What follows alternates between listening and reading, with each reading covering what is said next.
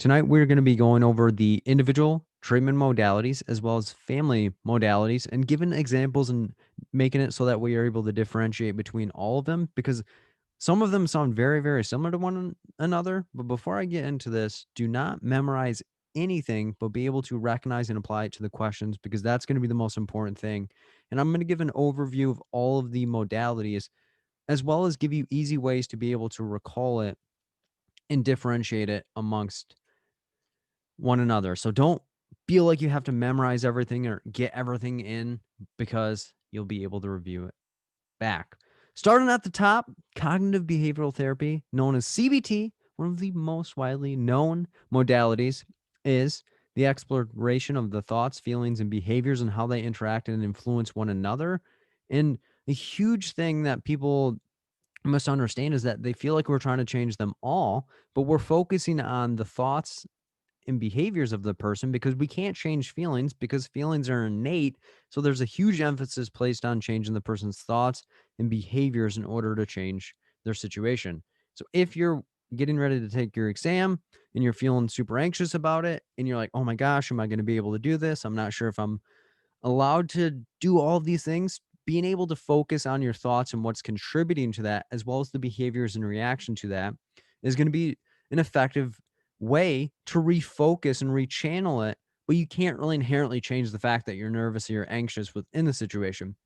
So there's not an emphasis placed on the person's feelings based on the fact they're outside of somebody's control. And due to contrary belief, we try to take as much control as we can as humans of our situations, but we can't really change a feeling. So if you're mad at someone, you can't really tell yourself, don't be mad about the situation, even if rationally you know that it's not a situation that you'd be able to change. So during the therapeutic work with a client or during a question, it's where we're going to be exploring maladaptive or negative thought processes to help influence a different outcome. So if you're looking inside of a question and somebody is struggling with maladaptive thoughts and or maladaptive behaviors and examining both of those to influence someone's situation could be the most effective modality. So common disorders CBT will treat is almost everything under the sun as long as the person has the ability to make cognitive connections and is a sound mind. Difficulties lie when somebody has cognitive delays, traumatic brain injuries, as well as not willing to acknowledge the issue. And that is going to be relevant for every modality because if somebody doesn't feel like something is a problem, we can't really address anything because motivation to change is one of the biggest determinants of whether somebody will succeed or not. So if somebody's hell bent on not making changes or they're resistant to change, pre-contemplative, if you will, then no modality is going to be effective when working with them. So just a couple of examples to tie cognitive behavioral therapy together. First one, when thinking about taking the ASWB exam for the second time after failing the first time, I get worried and I feel like I will fail over and over again. So whenever I think about the exam, I tell myself that I'm intelligent enough, brave enough, and can conquer anything rather than the previous negative self talk or self sabotage. So telling myself, you failed the first time, you're just going to continue failing over and over. You don't have everything that you need. But if I tell myself, you have everything that you need, you just need to make a couple of changes. Things happen. You now have that experience and can now walk into the exam and kill it. I'm going to have a bit more positive situation. So positive vibes and positive thoughts equal more positive results. Negative thoughts, negative vibes equal more negative results. So when the thought and behaviors change, it will influence a different reality, which can cause a different result. So when we address or change somebody's situation by helping them change their thought patterns and behaviors, again, we're not focusing on the feelings because feelings are innate. We can't really change them because they're naturally happening and outside of somebody's control. We will impact the reaction to different situations, people, time, and triggers. So tonight's session is on client intervention. So at the beginning of this, you might have been like, man, I'm not really sure what to expect. They're all kind of confusing. They're tying it together. I know a little bit here and there. So with the information and clarification, you may become more comfortable and be able to ease some of the negative thoughts that you have around the concepts that we're reviewing tonight. So we attempt to change someone's reaction to stressful situations to influence their thoughts and behaviors in the future. Because if you have positive interactions or have positive thoughts about a situation, your feelings tend to level out as well as you tend to have more positive thoughts and positive behaviors in the future. So if you're breaking down a question and you're not really sure if you're doing the correct thing, You may doubt yourself and then inherently get the question incorrect. But if you walk into a situation, have a process that you're comfortable and confident in, you may have some doubt, but you push past that and then get the answer correct. The likelihood of you second guessing or doubting yourself in the future goes down because you're at a positive repetition. So, another example, Carl has a date with Annette and they've been talking for the past 3 months. Carl does not feel he is worthy of a relationship and avoids talking during the date. Annette believes he's not interested. So the initial thought is, I'm not worthy. Carl's like, I'm not worthy to be on this date. His initial feelings, sadness, anxiety, and anger. So his initial behaviors are to not engage and shut down and just kind of be like, I'm not going to engage in any way, shape, or form, which if you're on a date with somebody that doesn't want to engage with you, of course you're going to be like, well, this person's not interested in me. I need to get the heck out of here. And then Carl's not emulating or projecting what he actually means. And Annette is not going to want to go on a date with him again.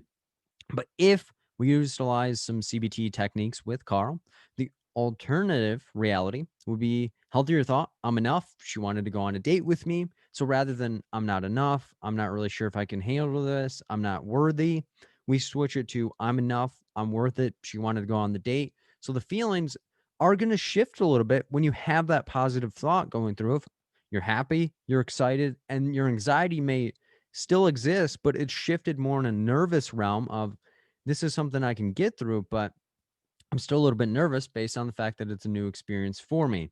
So the healthier behavior here would be to discuss about himself and attempt to develop a relationship. So if you're on a date with somebody and they want to communicate and they're curious about what you're doing, your ability to be able to have a relationship with them dramatically goes up and it can be a more positive result. Another example, Phil is preparing to do a study group on client interventions. He's not sure whether people will like his style or not. He feels like people will leave the group and hate him forever. So he doesn't do the group, just doesn't show up and just ghost everybody. So the initial thought, I'm going to fail. No one's going to like me. The initial feelings, fear, shame, and even embarrassment. The initial behavior, I stumble over my words. I avoid people's questions because I'm not confident in my ability to be able to answer them. And or in the mid session, I just stand up and just march off. And you guys are like, what the heck just happened? So in alternative reality, healthier thought, I'm going to succeed.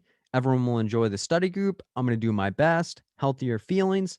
There's still going to be some fear, but there's going to be some more positive feelings as well as excitement and joy within the situation. Because if you have, I'm going to succeed, people are going to enjoy the study group, people are going to walk in the exam and kick it directly in the chest, your feelings are going to be more positive. So then the behaviors deliver the best lesson of my entire life and give it my best shot and then hope things that go well. So that's where CBT, again, is examining the people's thoughts and behaviors, letting their feelings be what they are, entertaining them, and then shifting them into a more positive realm. So in questions, if you see somebody having maladaptive thoughts and or they haven't identified particularly what they want to work on, CBT could be a good viable answer. And I plant that seed that they don't want to work on specifically because there are other modalities that if somebody comes in, they have identified a particular issue and or something they want to work on, there are other modalities that could be better options. The second one up to bat is going to be behavior modification. So within this, we take out the cognitive portion of CBT and then we just have the behavior. So it's entirely focused on behavior. So this is where we are going to modify and or assist somebody with a behavior that they want to change. And the key emphasis is on they, because again, if somebody's motivation to change is not there, we're not going to be able to help them in any way, shape, or form. So this is where the social worker and therapist follows the client's lead and does not push them into anything they do not want to do or do not see possible for themselves. So change is going to be based on the reactions to reinforcements, punishments, and or a mixture of both. So each of them have their own purpose and can help drive or motivate somebody to make a change. So the motivation of the person is involved within the change is super duper important. It's the main driving factor. So you could punish somebody or you can reward somebody as much as you possibly want to, but if the person isn't incentivized by the punishment and or reinforcement or reward, nothing is going to change. So that's where the motivation to change has to be there. So if you see in a question somebody's unmotivated, regardless of what we introduce in the situation, it's not going to change. So this is where the social worker is going to influence and motivate the client via reinforcements and or punishments, but the client is the main change agent. So regardless of what you throw at the client, they are the main person. And this is where a lot of times people get this tripped up is positive and negative reinforcement and positive and negative punishment. A lot of times people see these terms and they're like, "Oh my dear Lord, what does this even mean?" Let's give you an easy way to be able to see them and recognize them and apply them to exam questions. Because again, that's the most important thing is we're not memorizing anything. It's being able to recognize and apply the information. And I'm a huge person that manipulates words. Let's look at it a little bit closer. So the P in positive don't have any of the connotations of what the words actually mean. Positive people are like, it has to be a good result or good event. No, positive in this situation is just simply putting or adding something into the situation. So P equals positive or putting something into the situation. N, negative, equals nabbing or taking something out of the situation. So when you see positive, you have to be adding something into the situation. If you see negative, you have to be taking something out of the situation. And the way that we define the purpose of it is reinforcement and or punishment. So the R in reinforcement, R equals raises the likelihood of something happening. So if it's a positive reinforcement, we're adding something in to raise the likelihood of something. Negative reinforcement, we're taking something away to increase the likelihood of the behavior happening in the future. And then punishment, P equals pushing down or reducing the likelihood of a behavior occurring in the future.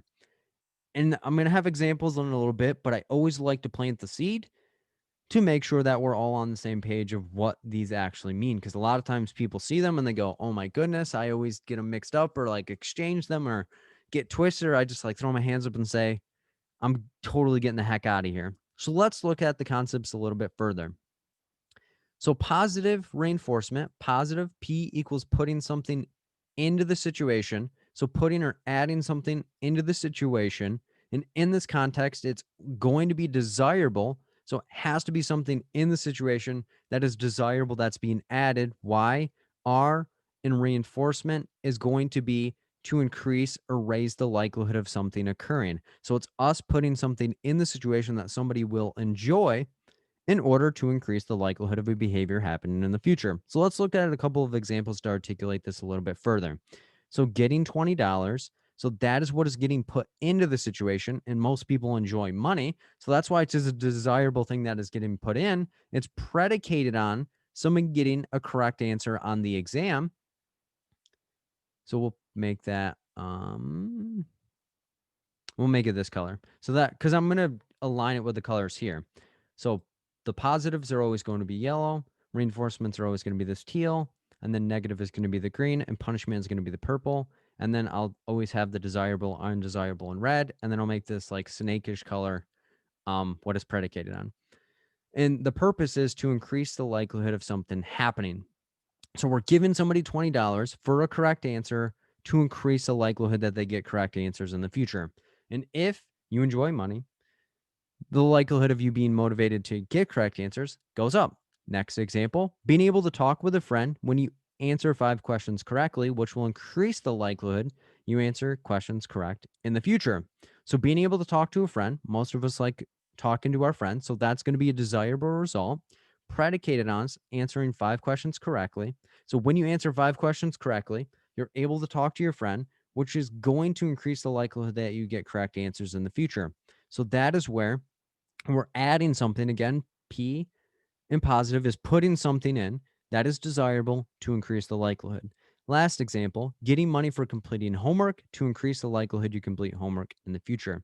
So getting money, it doesn't really have a specified amount of money this time around, but getting money predicated on completing homework. And the goal here is to increase the likelihood that you do homework in the future. So it's trying to incentivize you to do the homework in the future. And now moving down to negative reinforcement, N equals nabbing or taking something out of the situation. And it's an undesirable thing that we're taking out. So what we're removing is not desirable this time, it's undesirable. And the purpose is to increase the likelihood that somebody does something in the future. So the R in reinforcement is going to raise the likelihood that something is happening. So taking something out of the situation that somebody does not like in order for them to repeat the behavior that we want them to. So a couple of examples to articulate this a little bit further. And this is where people kind of get confused because they're like, aren't we adding a new behavior in the situation? But it's, yes, we are adding a new behavior, but why are we adding the new behavior is the purpose of it. So first example, putting your seat buckle on in the car will eliminate an annoying sound and will increase the likelihood that you put your seat buckle on in the future. So putting your seatbelt on in the car is going to be what was added in the situation. And the purpose of this is to eliminate the annoying sound. So that is what is going to be taken out of the situation. And that is what is going to increase the likelihood that you put the seatbelt on in the future. So you have to do something, and it is going to take out something that is undesirable unless you love that ding, ding, ding, ding, ding sound in the car. I hate it. And that's why I've been conditioned to just put it on without any other reinforcements needed. Next example, taking out the trash when you do not feel like it will cause your partner to stop nagging you about it. Therefore, you are more likely to take out the trash in the future. So taking out the trash when you do not feel like it is what is going to be us motivated.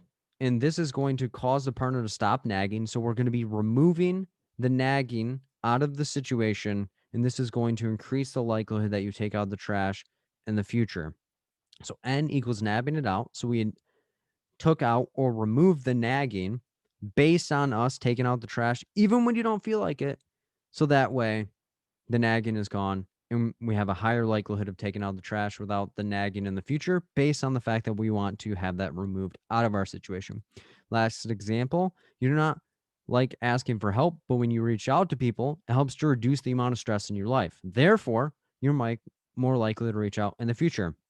You do not like asking for help. So that is what is going to be the sticking point. You don't really like doing that. However, when you reach out for help, that is what we're going to do. And it's going to help reduce the amount of stress in your life. So when you ask for help, even when you don't want to, it removes stress out of your life. Therefore, you're more likely to ask for help in the future because it is now being removed out of your situation. N equals nabbing out or removing something undesirable, such as stress, nagging, or the annoying sound in the car, to raise the likelihood that you do behaviors that you otherwise wouldn't have done if there wasn't something that you wanted to remove out of the situation. Positive punishment, positive P equals putting something into it. Punishment, P equals pushing down or removing something out of the situation. So P and positive, putting or adding something into the situation. This time it's going to be something that is undesirable in the situation. And the purpose is to decrease the likelihood that a behavior repeats in the future. So that is what we're going to be mindful of, is all of this is going to be based on wanting to reduce or decrease the likelihood. So keep that in mind as we go through the examples. First example, spanking a child for misbehavior. The spanking would decrease the likelihood that the child will misbehave in a negative manner in the future. So spanking a child, so that is P equals putting something in. So we added something. It's predicated on the misbehavior. So that's what has to happen in order for us to put something in. So the spanking, what we added in, will reduce the likelihood that the child misbehaves in the future. Why? Because that's the punishment. P equals pushing down or removing the likelihood that a behavior occurs in the future. Next example, every time that you second guess yourself while answering a question, you have to pay someone $1. The monetary fee, which was added, will decrease the likelihood you second guess in the future. So every time you second guess yourself while answering a question, so that's what has to happen in order for us to get the penalty. You have to pay the monetary fee. So you getting that added fee is what was added in to the situation. So the monetary penalty or fee. And the purpose is to decrease or reduce the likelihood that you do that in the future. The last example, someone will hit you with a baseball bat every time that you yell at them. This will reduce the likelihood that you yell at them in the future. Someone will hit you with a baseball bat, which is the thing that was added into the situation, which is the undesirable thing, unless you're like being hit with objects. I don't. So someone will hit you with a baseball bat, predicated on you yelling at them, and the purpose would be to reduce the likelihood that you yell at them in the future. Why? P equals push or reduce the likelihood that something occurs in the future. And the last one, negative, N equals nabbing something out of the situation, N nabbing or removing something out of the situation. And in this realm, it is going to be something that is desirable because somebody is going to feel the effects of losing something that they want. And the purpose is punishment, P equals push or reduce the likelihood that something happens to decrease it in the future. So keep that in mind as we go through the examples to articulate a little bit further. First example, taking a child's video game away from misbehaving, reduce the likelihood that they misbehave in the future. So taking a child's video game away, N equals nabbing or removing something out. It's predicated on them misbehaving, and the purpose is to reduce the likelihood that they misbehave in the future. Why? P equals push or reduce the likelihood of something happening. Next example, losing a paycheck when you violate a work rule, reduce the likelihood that you violate the rule again. Losing a paycheck, N equals nabbing or removing something. It's predicated on when you violate a work rule. So that's what has to happen in order for you to get something taken out. And the purpose is to reduce or push down the likelihood that you violate the work rule in the future. Last example, not being able to talk with a good friend when you lie to them to reduce the likelihood that you lie to somebody in the future. So, not being able to talk with a good friend is the privilege that is being removed in the situation. It's predicated on the fact that when you lie to them, and the purpose is to reduce the likelihood that you lie to somebody in the future. So, kind of a quick review. P equals putting or adding something into the situation. So, whenever you see something getting added into the situation, it is going to be a positive. Negative, N equals nabbing or removing something out of the situation. And then the specifiers, R equals reinforce because it raises the likelihood of something happening. P equals punish or push down or reduce the likelihood of a behavior happening. So positive, putting something in or adding something in. Negative, removing or taking something out of the situation. Reinforcement raises the likelihood of something happening. P in punishment, push down or reduce the likelihood of it happening. And when is this going to be helpful? When children have behavioral issues at home and school, because when you reward people on good behavior, they tend to want to do that. And people that have depression, anxiety, or substance use, because when they feel like they're accomplishing or working towards something, they tend to want to do it more. And this is a modality that's similar to CBT without the cognitive connection. So, kind of an example for each of these would be like a token system of every time a child gets good grades, we give them a reward. That's going to be adding something into the situation. Whenever a child doesn't do what they're supposed to with their grades, they get something taken away. And then in the substance use realm, NA or AA or NA meetings, they'll give them tokens for the amount of time to incentivize them to get more time in the situation. So that's where it can be effective in both populations. Let's segue into the next modality, which is dialectical behavioral therapy. And this is where sometimes people get CBT and DBT mixed up based on the fact that they both have similar acronyms, but they have different things that they're going to be put into it. CBT is focusing on someone's thoughts and behaviors. Dialectical behavioral therapy is more focused on allowing for someone to be more mindful in the moment, regulating their emotions better, like being able to tolerate distress and being able to form more healthy and mutual relationships. So keep that in mind as we go through it, because DBT is going to be more focused on intense behaviors and impulsivity, which is often linked to substance use, and dialectical behavioral therapy is most commonly for borderline personality disorder. Then it's often broken into the 4 categories or stages: mindfulness, emotion regulation, distress tolerance, and interpersonal effectiveness. So let's break each of these down right now. So, mindfulness is helping someone to be more focused on the present moment, which will allow for them to begin letting go of their past or their expectation or multiple expectations of themselves and other people in the future. Because if somebody is more focused on the past or the future than they are on the present, they're losing out and they're not going to be able to give themselves credit for the things that they're doing, or they're going to get hyper focused on things and then just become overly anxious and shut down. So the goal of somebody being more mindful within dialectical behavioral therapy is to overcome cognitive dysregulation, or stated in a different way, thoughts negatively impacting someone's life and causing them to self-sabotage. Because if I don't feel like my future is going to be enough, or I think people are going to leave me, or I don't feel like I'm going to be able to do enough, I may start putting actions into the situation to make that to be true. Why? Because as humans, we don't like to be wrong, and we don't like to have things not go the way that we want to.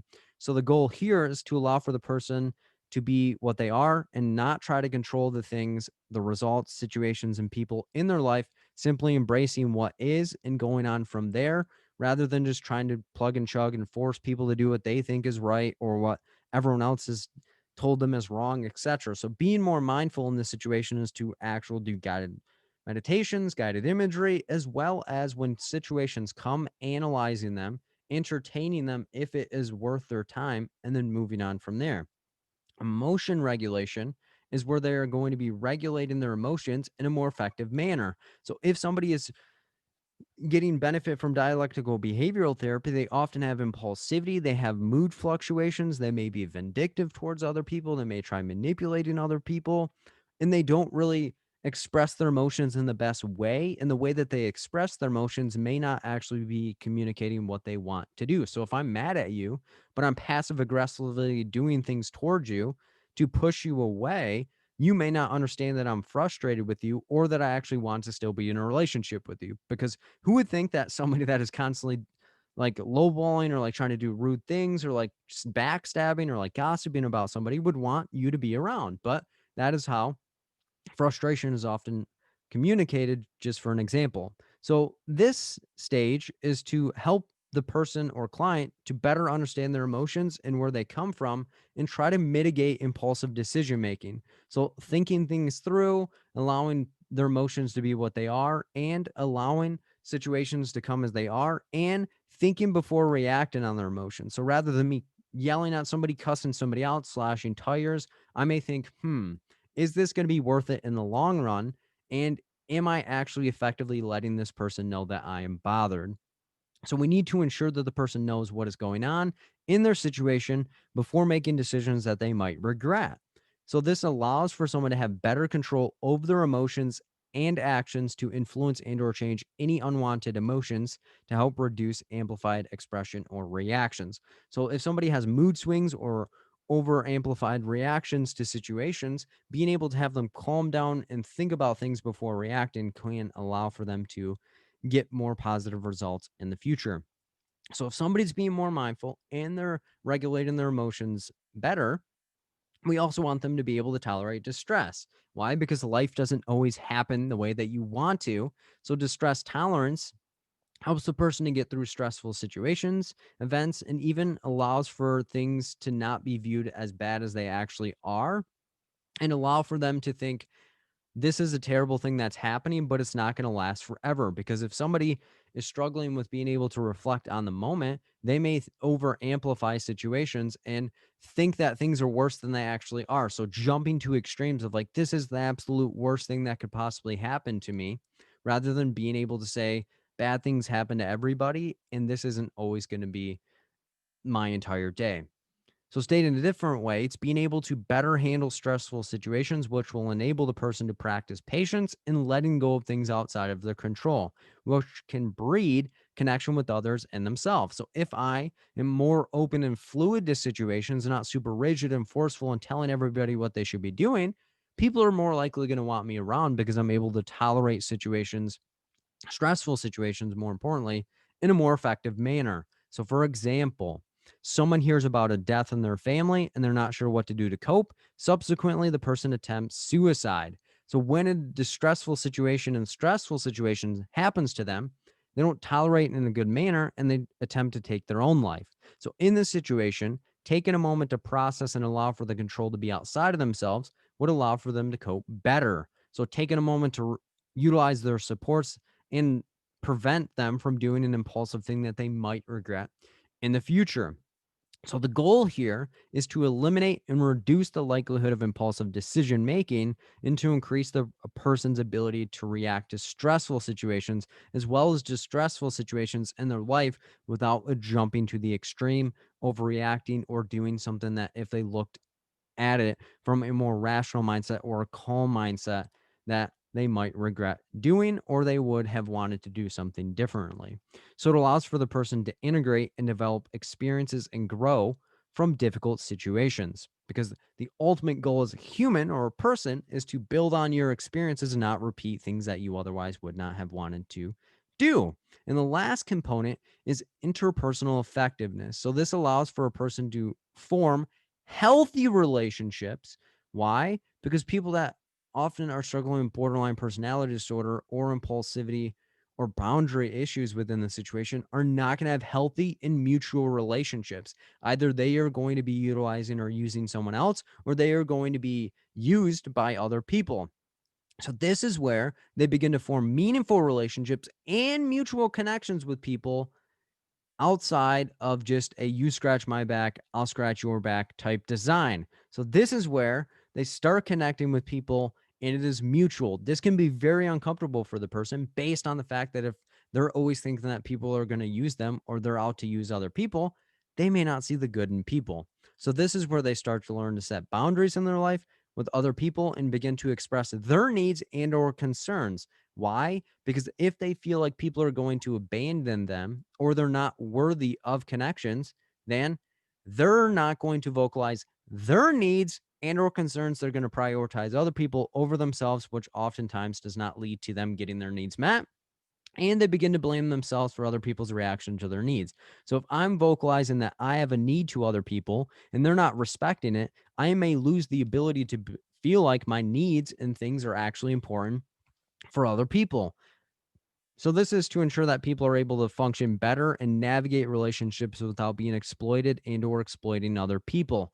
So both sides of the spectrum of if I'm used to people exploiting me, I may start exploiting other people and then it become a habitual pattern. So DBT is the examination of one mind and how they react and handle situations. So additional aspects of DBT to tie the different minds together, there are logic mind, emotion mind, and wise mind. And this is where a lot of people get kind of like twisted and say, well, which one is the best thing for people to do? Well, one is not better than the other, but the ultimate goal is the wise mind. So the logic mind is somebody that purely uses logic and past experiences to guide decision making and direct their thought patterns. So you may know a couple of people that are primarily logic mind based, like they only base things on facts. They don't really let their emotions integrate into anything. People that are often going to be doing DBT are going to be fixated within the emotion mind. So this is where somebody utilizes their emotions, feelings, and psychological needs to decide and dictate their decision-making patterns and direct thought processes. The goal is to get into the wise mind. Why? Because one is not better than the other, but wise mind attempts to find balance between the logic mind, so your facts and your previous situations, and your emotion mind, where your emotions and feelings are kind of guiding you there. So this is somebody who lives within the moment and is aware of different factors that influence their life, but makes decisions based on the present moment only. So that's where, again, key emphasis on logic. This is where somebody's using facts and logic to go through it. Emotion is where somebody utilizes their emotions and feelings to get through the situation. And wise, if you think of somebody that's ultimately wise, they have the answers and ways to navigate the situation in the best way that they possibly can. And again, the common disorders that DBT can be effective for people or people that have borderline personality disorder, people that have substance use disorders, and self harm in general, because people that are within these spectrums of things are often thinking outside of themselves. So if we get them to think more in the moment and within situations and not in the past and or the future, they tend to have better outcomes. And DBT is if you see anything in a question that is talking about substance use, they're having unstable self-image, they're having impulsivity. This is a modality that could be something that be on the forefront of your mind that you'd be looking for. Let's segue into the next modality, which is solution focused therapy. So, key emphasis on solution. Why? Because this is where we are trying to find a quick solution to somebody's situation to get quick quality of life improvements. So, solution focused, you're trying to come up with a quick solution to allow for somebody to have a better situation than they would have otherwise if they did not get connected with us. So, that's why, because the one that people typically get this mixed up with is task centered.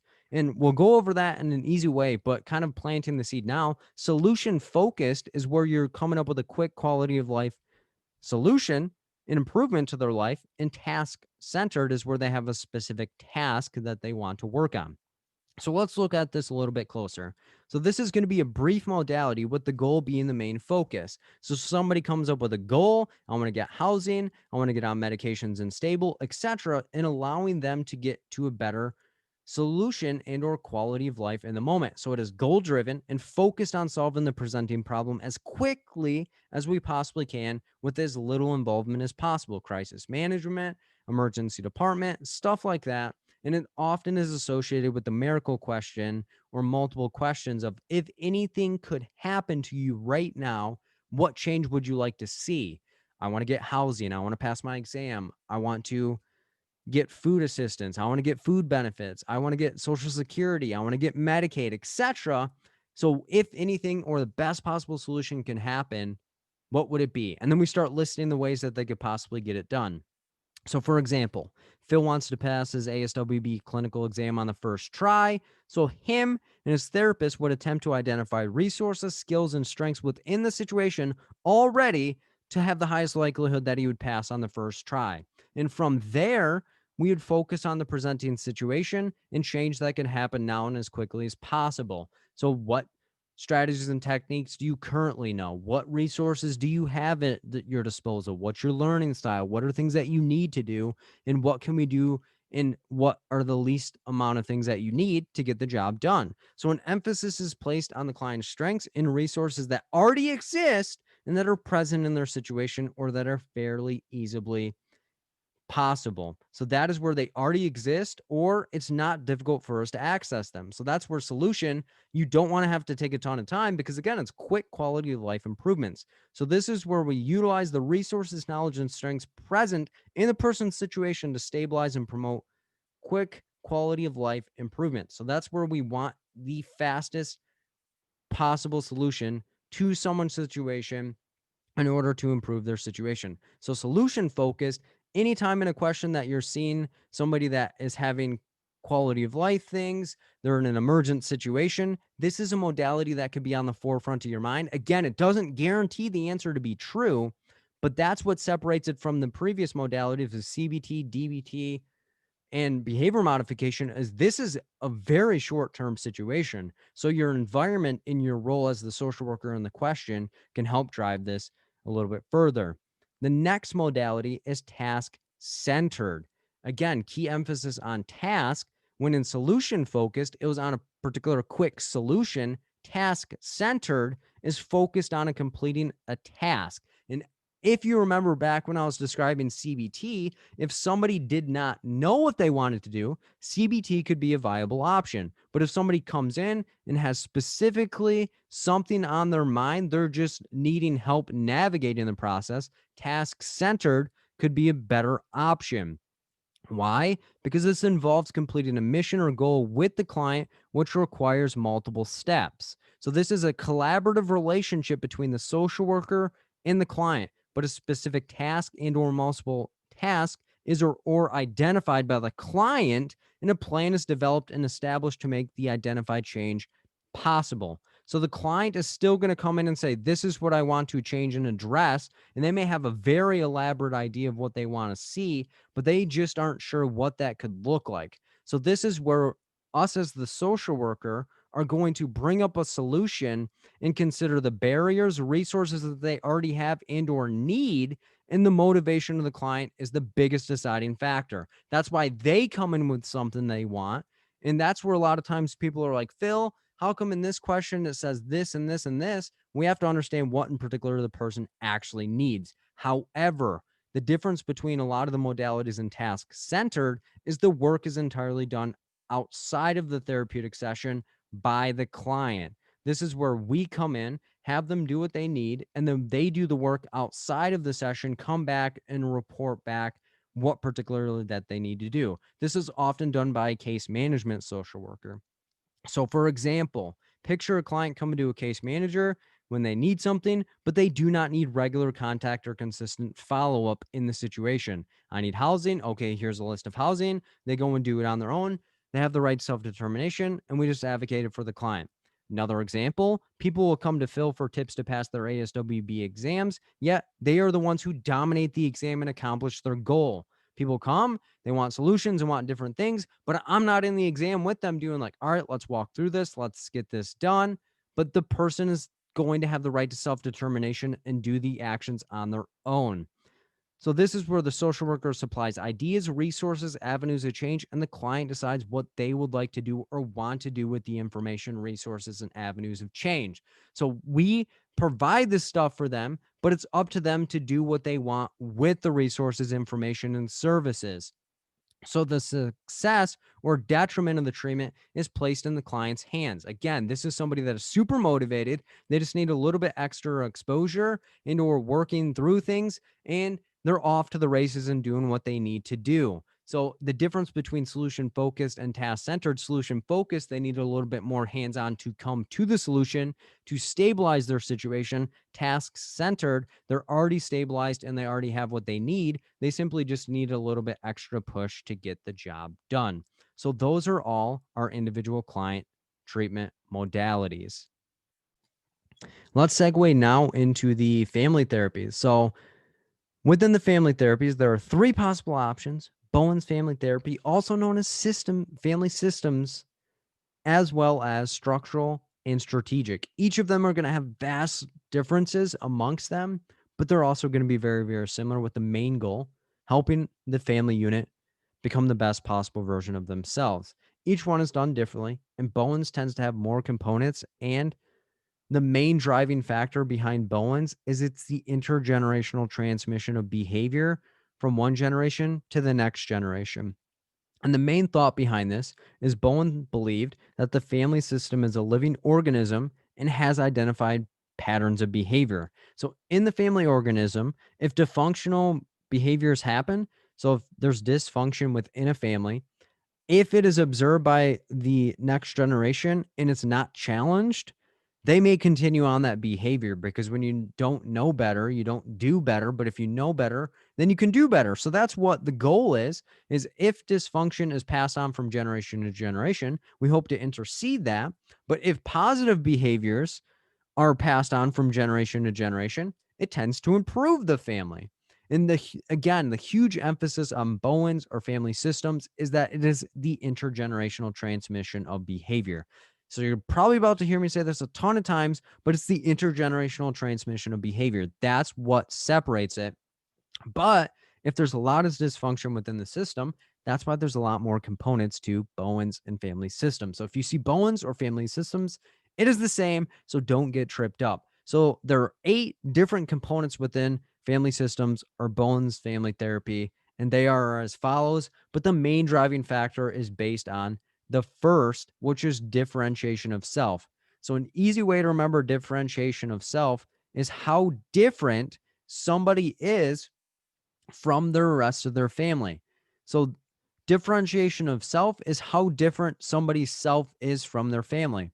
Stated in a different way, it's the manner in which a person is able to separate themselves from their family members, such as thoughts, feelings, behaviors, and the response to stressful situations. So if you think about it, think about you and your family throughout the rest of these examples, and it'll kind of give you a key emphasis on what we're thinking about. So if you have maladaptive behaviors within your life, you may have been introduced by your family and they may have the same behaviors as well. So a way to understand this is how the person is able to separate them goals and their overall function of their family. So there are 2 possibilities. Somebody is highly differentiated or poorly differentiated. So highly differentiated is where somebody is highly different from the rest of their family, meaning they're able to have their own goals, not really get that much influence by the rest of their family, but they're also connected to their family in the best way that they can. So that's where somebody's able to maintain individuality while maintaining an emotional connection with their family. So what does that look So what does that look like? So this is where somebody's going to react to the world in a rational manner and enter into relationships with the competing need of I need to focus on myself, but I'm also going to be able to focus on my partner and the rest of my family.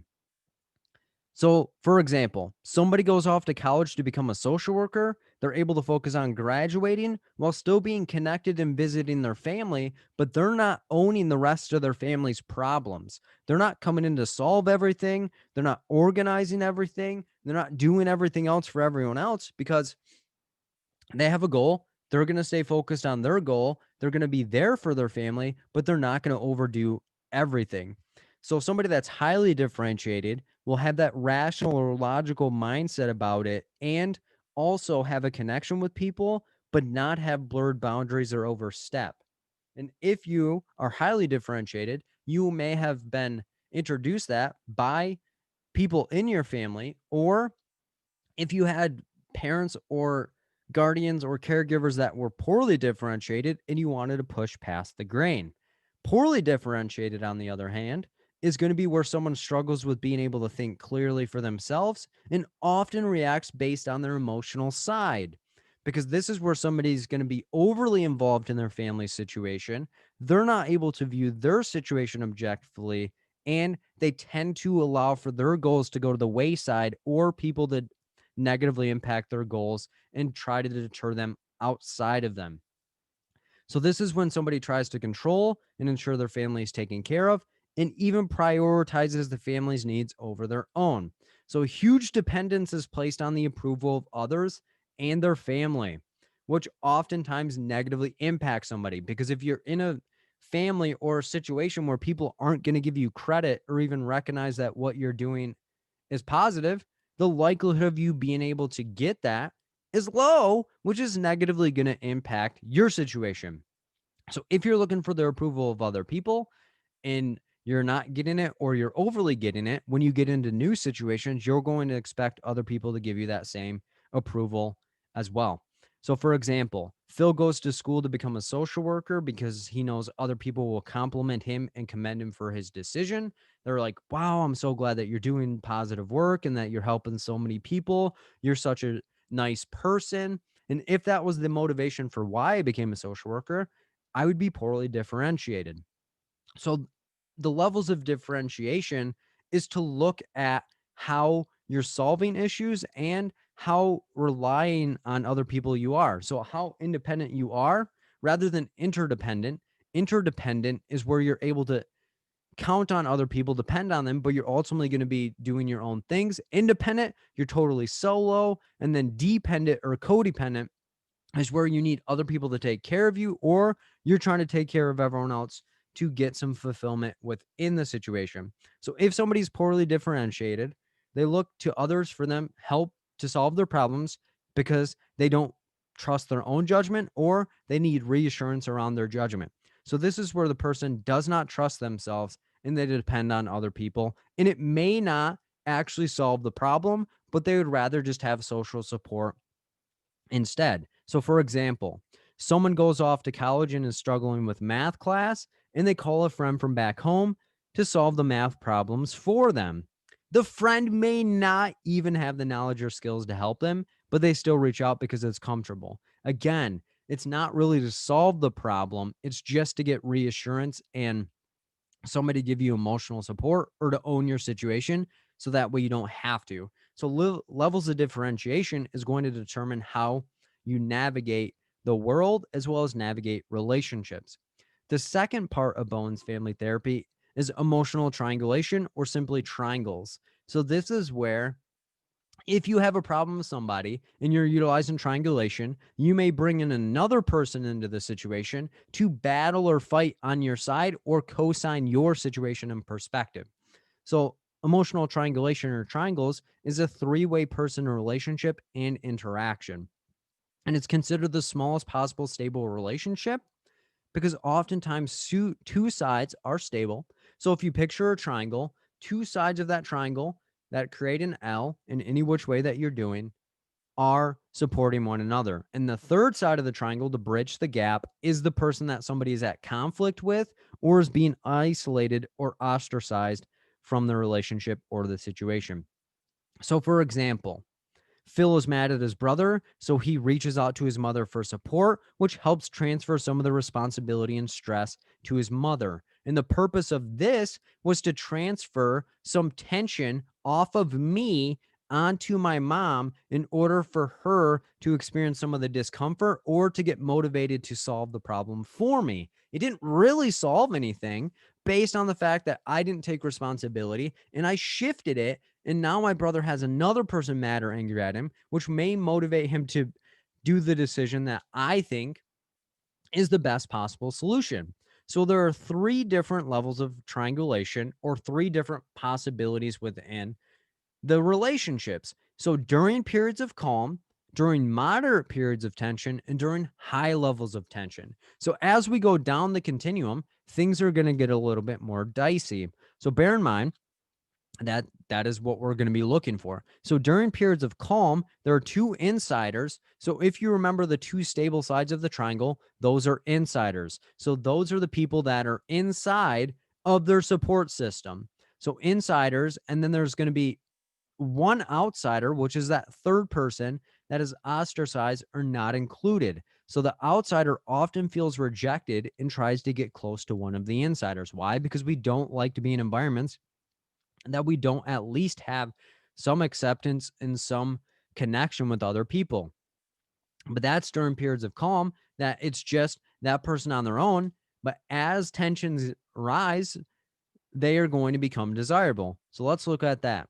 So during moderate periods of tension between the two insiders, one of the insiders will go to the outsider for comfort. So again, picture me, my brother, and my mom. When me and my brother are not at each other's throat, we may support one another and not really communicate with our mom or ostracize her out. And this is not a real example, by the way, but just for semantics. So let's say we don't communicate with her unless we need something or want support. So let's say we go back to the argument. Me and him are arguing. I'm mad at him. I'm feeling victimized. So then I go to my mom. So now me and my mom are stable. And then he is now going to become the person that is ostracized. So during moderate periods of tension, one of the insiders will go to the outsider for comfort, which makes the original outsider an insider. Why? Because me and my mom are now cool and supporting one another. So we're insiders, and my brother, who didn't go to her, is now outside of the relationship and is considered an outsider now. So me and him were insiders before, and I went to my mom, which made her an insider and me an insider, and he is now an outsider because he didn't seek out that assistance.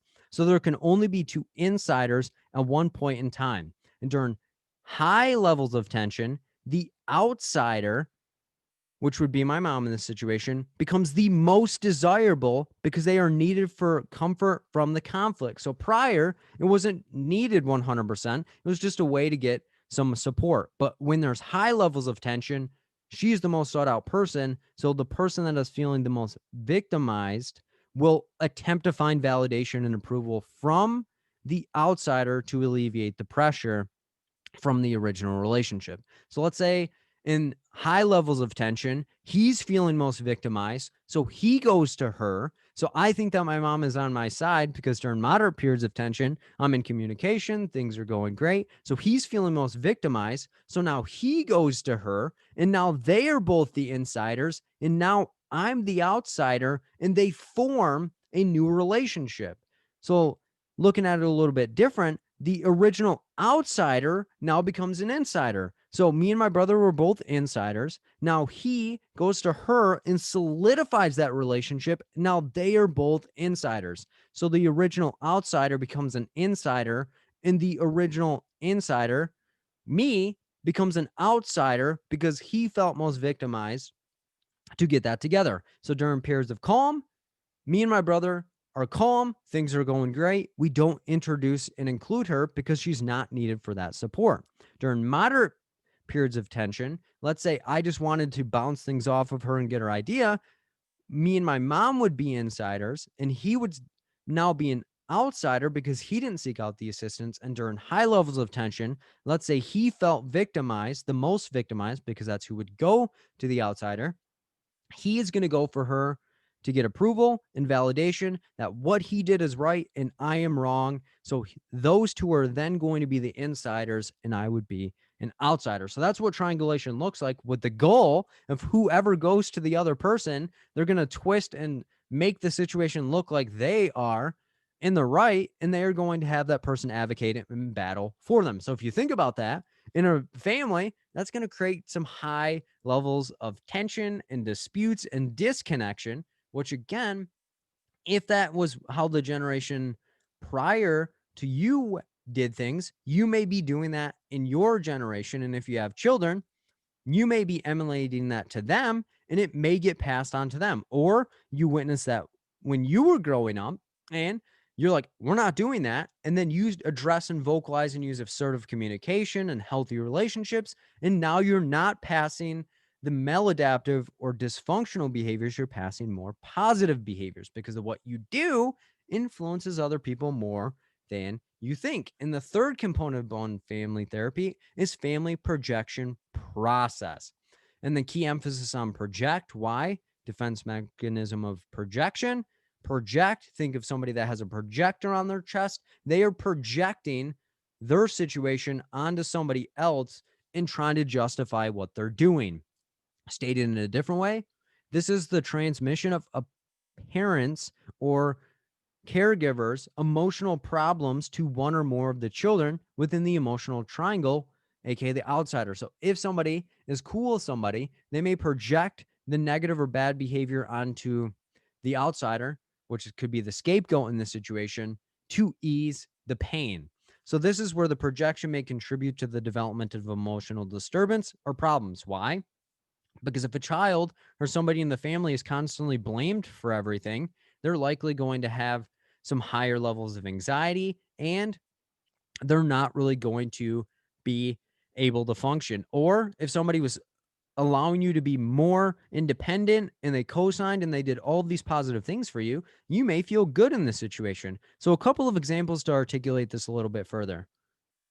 So first example, a parent has low self-esteem and they project it onto one of their children.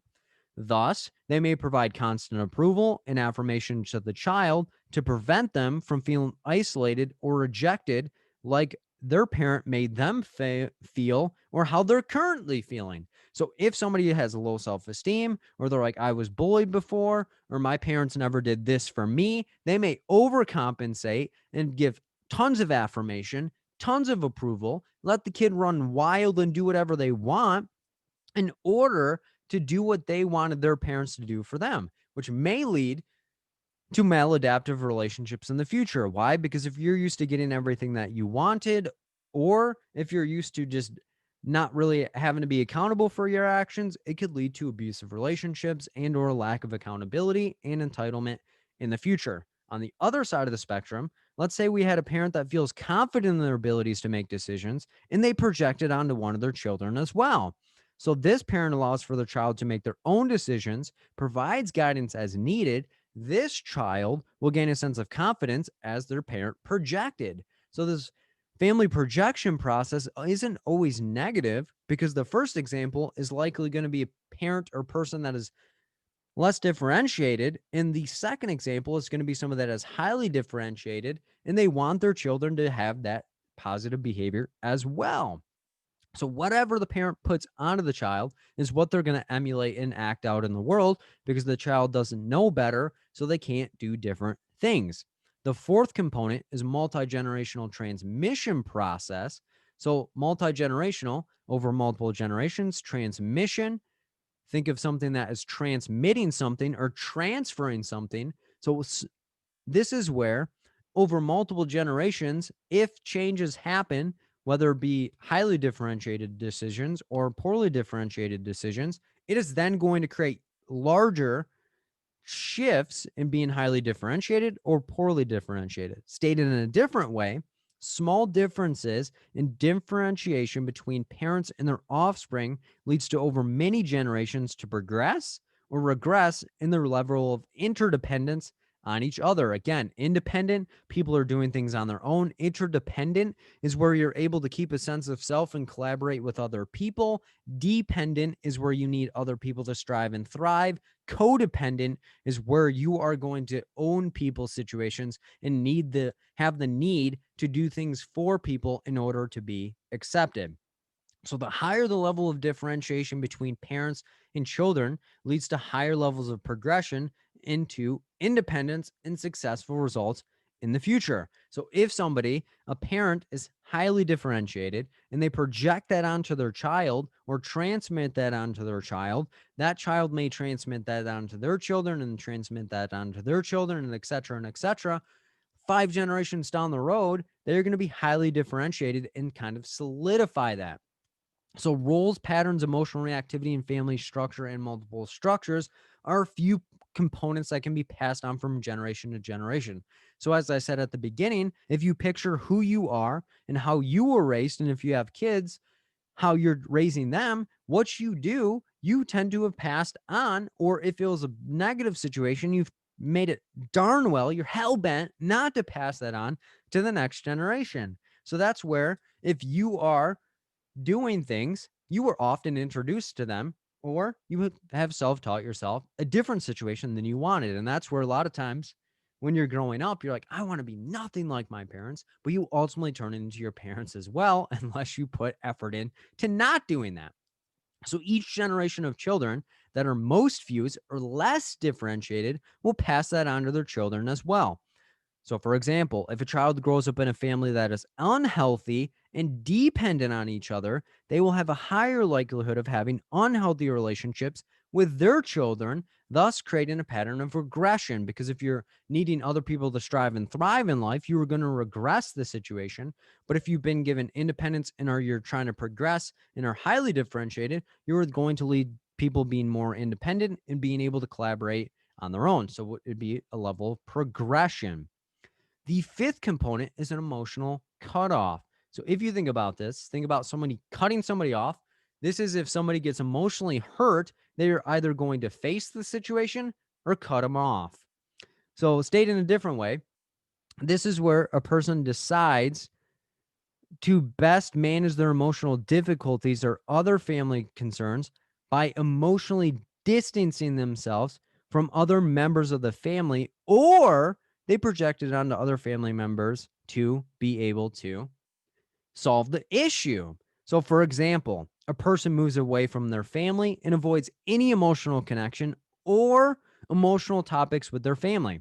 So, if you've emotionally cut off a family member because it was maladaptive or poorly differentiated or they're overbearing within your situation, you've likely directly or indirectly cut that person off based on the fact that that's not something that you wanted to have involved in your life. So this is where we're smart and we're wired to want connection. So if somebody's emotionally cut somebody off or cut their family off, this is where somebody is going to naturally want to form new relationships outside of their family and place more importance on those relationships due to feeling disconnected from the members of their family. And again, we're creatures that love connection. So if you've emotionally cut off people from your family or cut off all your family, you may have just started developing relationships outside of the family and put more importance on those because that's what feels comfortable and they're more healthy for you. So, for example, Tom moves away from his family in Detroit and begins meeting friends at the University of Michigan, Ann Arbor, and avoids going home to spend time with his new friends. He does not relay any information to his family back home because he's now created a new family. It's not biological or blood family, but it is more connected to him based on the fact that he views the behaviors to be more appropriate within the family that he has manufactured outside of the biological family. So the person may seek out relationships that can help meet their unmet needs that are not being fully fulfilled by their family. So this is where patterns emerge from current relationships and they project them onto future relationships. So if you grew up in a family where people were always talking about everyone else's business, you may have surrounded yourself with people that are not really up in your business. Or if you get into an intimate relationship, you tend to keep things in and don't like when other people are talking about other people's business. Why? Because your mind has told yourself that is not a behavior that is acceptable. And if people start doing those behaviors, you cut them off. Why? Because you have adapted that in your mind. And once you know better, you tend to do better. And if you don't notice your behaviors, you can't really be more mindful of them. So that's what emotional cutoff looks like, is you may have emotionally cut people off based on the fact that the behaviors and their situations and patterns aren't what are acceptable to you. The sixth component is sibling position. So, this describes the tendency of older, middle, and younger children to occupy specific roles. And of course, if there's only two children, they may have that differentiation of leader and follower at different times. So, typically, the oldest child tends to have the leadership type roles since they have to mend and tend to their younger siblings. They're always providing advice, they're always having to take them everywhere, etc. A middle child tends to take on the roles of both the oldest child, aka the leader, and the younger child, aka the follower. So they can be a leader at times as well as a follower, depending on the situation and setting or their comfortability within this. And the youngest child often prefers roles that would allow for them to be a follower and told what to do. And they tend to just be able to be compliant with whatever they're told. However, differentiation rears its head in this category as well, because the level of differentiation and upbringing of levels of differentiation can impact people's roles and what they're comfortable with. So, for example, if an older child was anxiously focused on and they're always like demeaned and they're always projected negative things, they may have a higher level of being indecisive and reactivity to expectations being placed on them. They would prefer other people just tell them what to do and just to do what they're told and not have to tell people what to do. Or if they do, they're uncomfortable following up and telling people, hey, this is likely the best decision, etc., which would make them more of a follower. So if somebody is poorly differentiated and they had to own the relationships and things of their family, or their parent always blamed them for everything, or hyper focused on everything they did, they just need to be put into a system so that way they can navigate and accomplish things and get the job done, but they can't think outside of the box and think of all these different things or want to lead a group of people. On the other end of the spectrum, a younger child may fill in the role of an older child when they're more differentiated or highly differentiated because they've occupied mending and tending relationships in their upbringing. So they may had to have been like a hero, and they may had to have taken care of different family members and accomplished things and been support systems for their other family members. So of course they're better off being a leader because that's what they're more comfortable doing. And when people don't really listen to what they have to say, they tend to get a little bit more frustrated. So that's where, depending on which position in the birth order you are and the level of differentiation you are, it tends to tell you which relationships and or positions that you're most comfortable to be in, based on the fact that if you're more focused on anxiously, you may be more gun shy and not take risks on things in life. When on the other end of the spectrum, if you were projected like being independent and you were always provided guidance and given the opportunity to challenge and vocalize your concerns, you may be more comfortable doing that now in your daily life. And the seventh component is nuclear family emotional process. So, this describes the four basic family relationship patterns that govern where problems occur or develop in a family. People can occupy all of these or none of these, depending on the level of differentiation and communication within the family. Why? Because if no one communicates, no one's really going to have conflicts within the situation. So, stated in a different way, it's where a person's attitudes, beliefs, and ideologies may be impacted by the development of issues in a family, but the main contributing factor is the emotional family system. Because if you have no emotional family system, you're not going to be able to have those conflicts or connections with other people. So, you're not really going to have conflicts. So, for this to work, you have to have some level of differentiation or connection with the family. So, let's examine these a little bit closer. So marital and intimate partner conflicts are where A family is in conflict and the anxieties and emotions of both parental figures increases and are projected onto the other family members. So this is where a parental or caregiver figure may begin to lash out and place emphasis on the shortcomings of other family members when they mess up or they're feeling emotionally challenged in some way, shape, or form.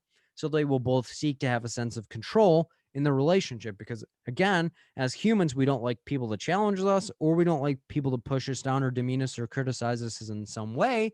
So when people are doing that, or we perceive that they're doing that, we may gun for people's head. For example, let's say a child is underperforming in school and both parents are upset. Of course, you care about your kid, you want them to do well. However, rather than focusing on the situation and getting the child help, both parents blame each other for the downfall of the child's performance. They may say, well, you didn't even graduate high school. Well, you aren't even really good at this subject, or you're always working too much, or you never focus and spend time with them. And the kid is just sitting there going, what does this even mean? All I know is I didn't really do good in school. What are we going to do with this? And this is where, again, if a kid adapts, they may feel responsible for their parents' emotional processes and may adapt and take over what this looks like, aka poorly differentiated. Or they may notice, like, hey, I need to start doing things on my own. I can't really trust people to do things for me. And then they become highly differentiated and emotionally cut people off. The next possibility is dysfunction within a relationship by one of these spouses. So let's say one of the partners pressures the other to attempt to fulfill roles that they desire. Both parents do what is expected of them to keep harmony in the relationship. So, for example, again, upbringing is a huge factor on this, or if you didn't enjoy the upbringing, you push past this. But in your mind, you have a specific role that you expect out of a partner. So, for example, let's say you grew up and the mother figure in the household did all the cleaning, made sure everyone was taken care of, did all the housework. You may go into a relationship and expect your partner to do all those responsibilities. And if they have a different framework or template for themselves, there's going to be fireworks all the time and sheer battles. But if you're hell bent on your perspective being right and not open to your partner's, then it's not going to work out. Or that person may assume the role that they think that you want, and it's not actually what you want. So, for example, let's say you grew up in a household, the mother figure and the father figure both did different roles and they compromised and everything worked out. And then you get into a relationship where you expect everyone to do both things and everyone to collaborate together. There's also going to be conflict, or the partner may be pressured into that role because that's what they know that you want when they don't even really vocalize what they do. So if you have children within this context of the situation, they tend to play out the roles that they observed in future relationships. But if they don't vocalize what their expectations are, their partner's never going to know. So their partner may be doing what they think is important. The person may be doing what they think is important. And then there's conflict within the relationship. So this may cause them to feel that they need to fill a specific role, even though that's not what their partner actually wants. But if no one communicates and no one vocalizes that, then there can tend to be conflicts.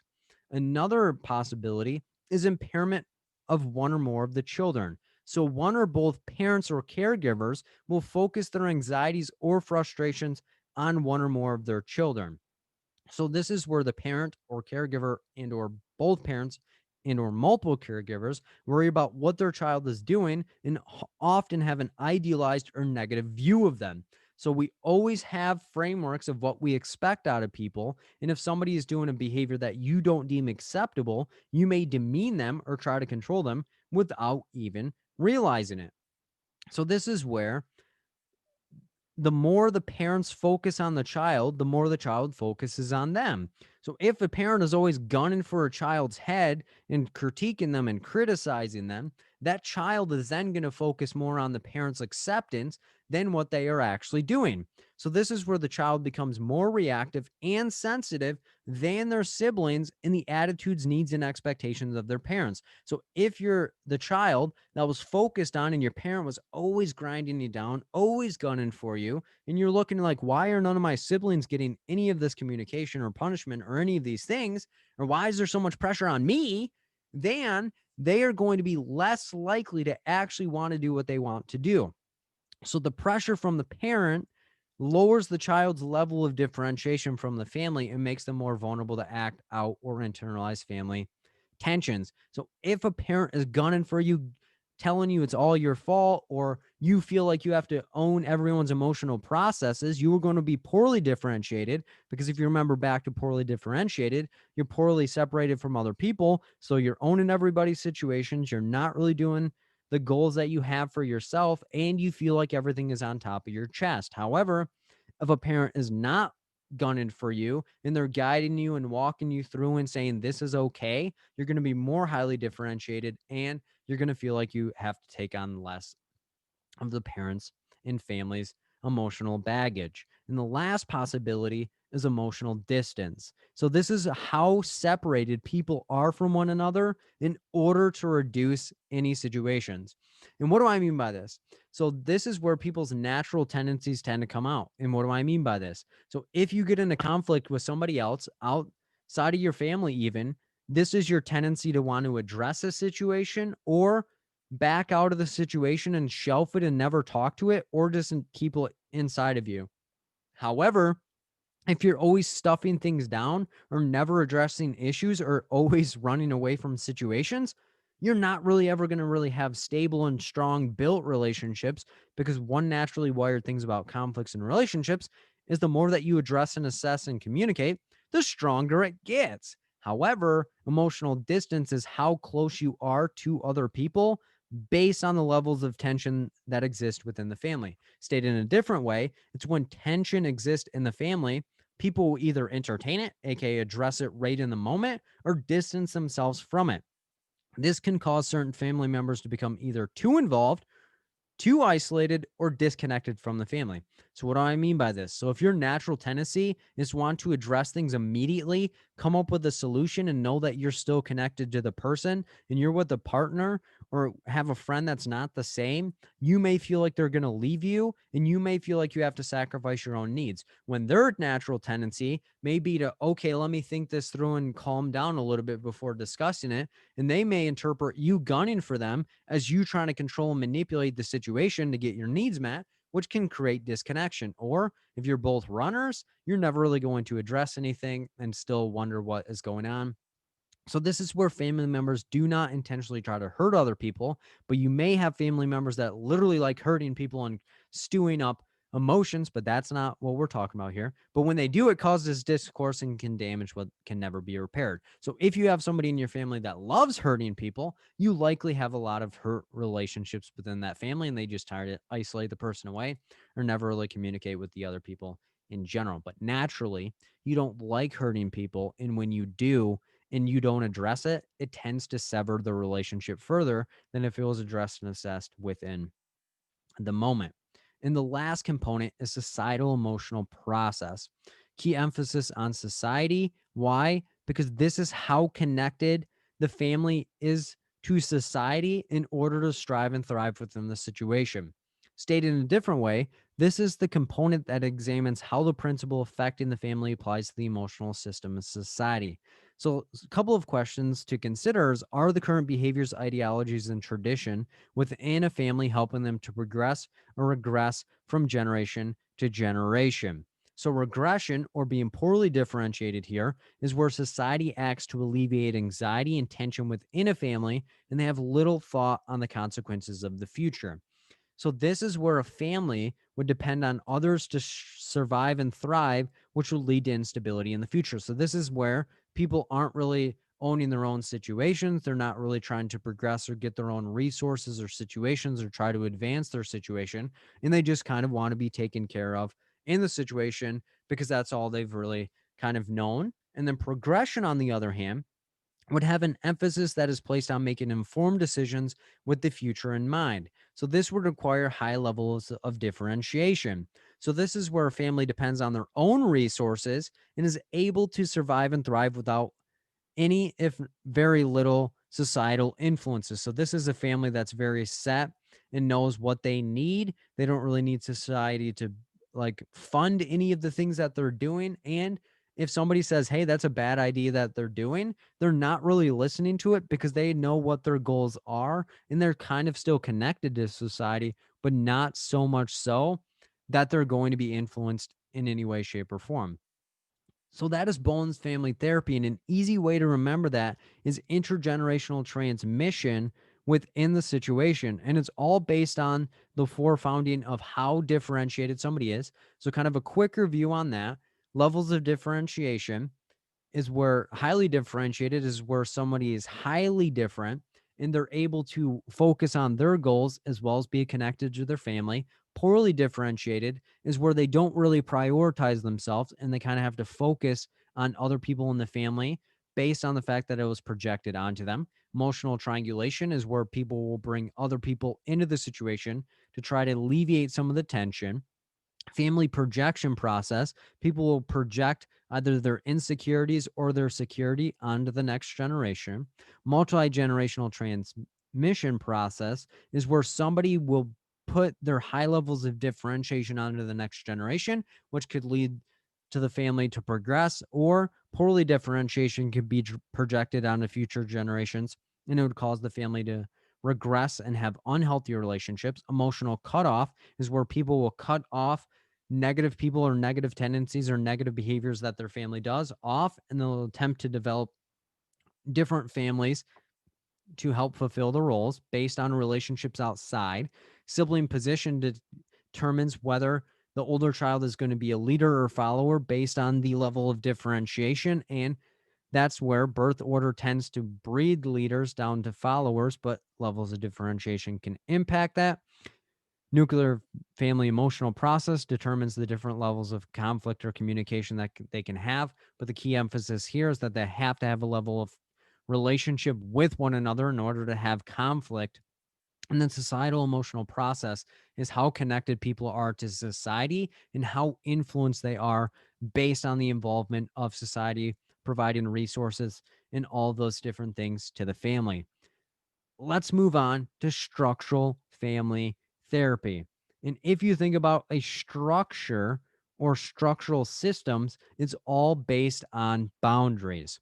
So, structural family therapy is based on how the family system is structured and how boundaries can impact interactions with different family members. So, structural family therapy aims to alter family organization with a focus on thought patterns, communication styles that can negatively impact the family unit. So, if somebody has poor boundaries, their communication may be oversharing or expected for people to have blurred boundaries. And an emphasis here is going to be placed on the family as a whole rather than individual family members. And this is where subsystems are going to be examined and what level it can impact the overall structure. So, huge emphasis is placed on boundaries and the interplay of interactions among different family members. So, different boundaries can exist for different relationships, but the boundaries that exist within one subsystem and or one relationship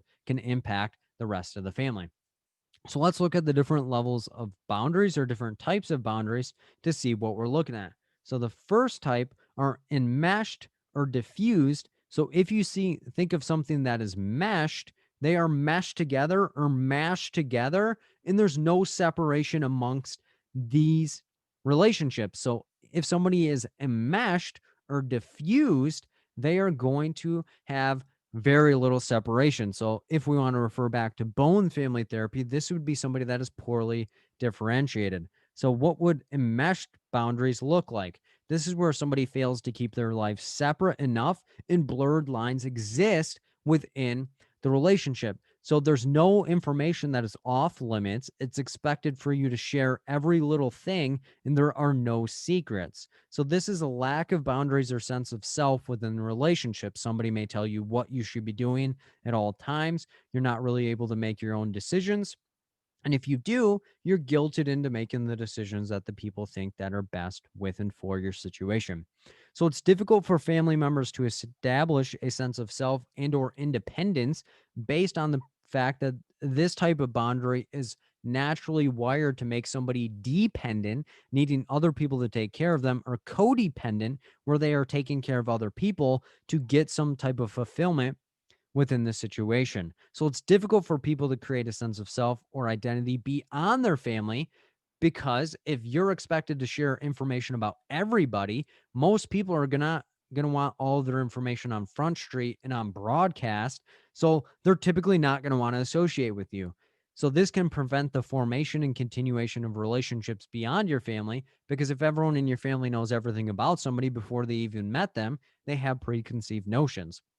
So, what this can look like is having parents be overly involved in their child's life and use them to live out their unfulfilled dreams of and goals. So, it's the parent is vicariously living through the child and telling them, this is what you should do. This is what I did. I want you to avoid that. And you need to be mindful of everything that I've been through because you know what my experience was like. So, this kid is not even, or this person is not even really able to experience life. They're always being guilted and shamed and anxiety ridden into a situation.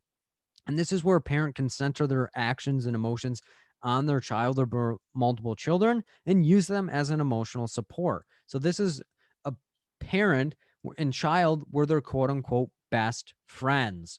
Other examples could be where a parent tells their child they're cheating on their other parent and vent to them. I'm cheating on your parent. This is what this looks like. Here's all of these maladaptive behaviors. Or while your parent is cheating on me, I can't believe this. Or we're never going to be the same.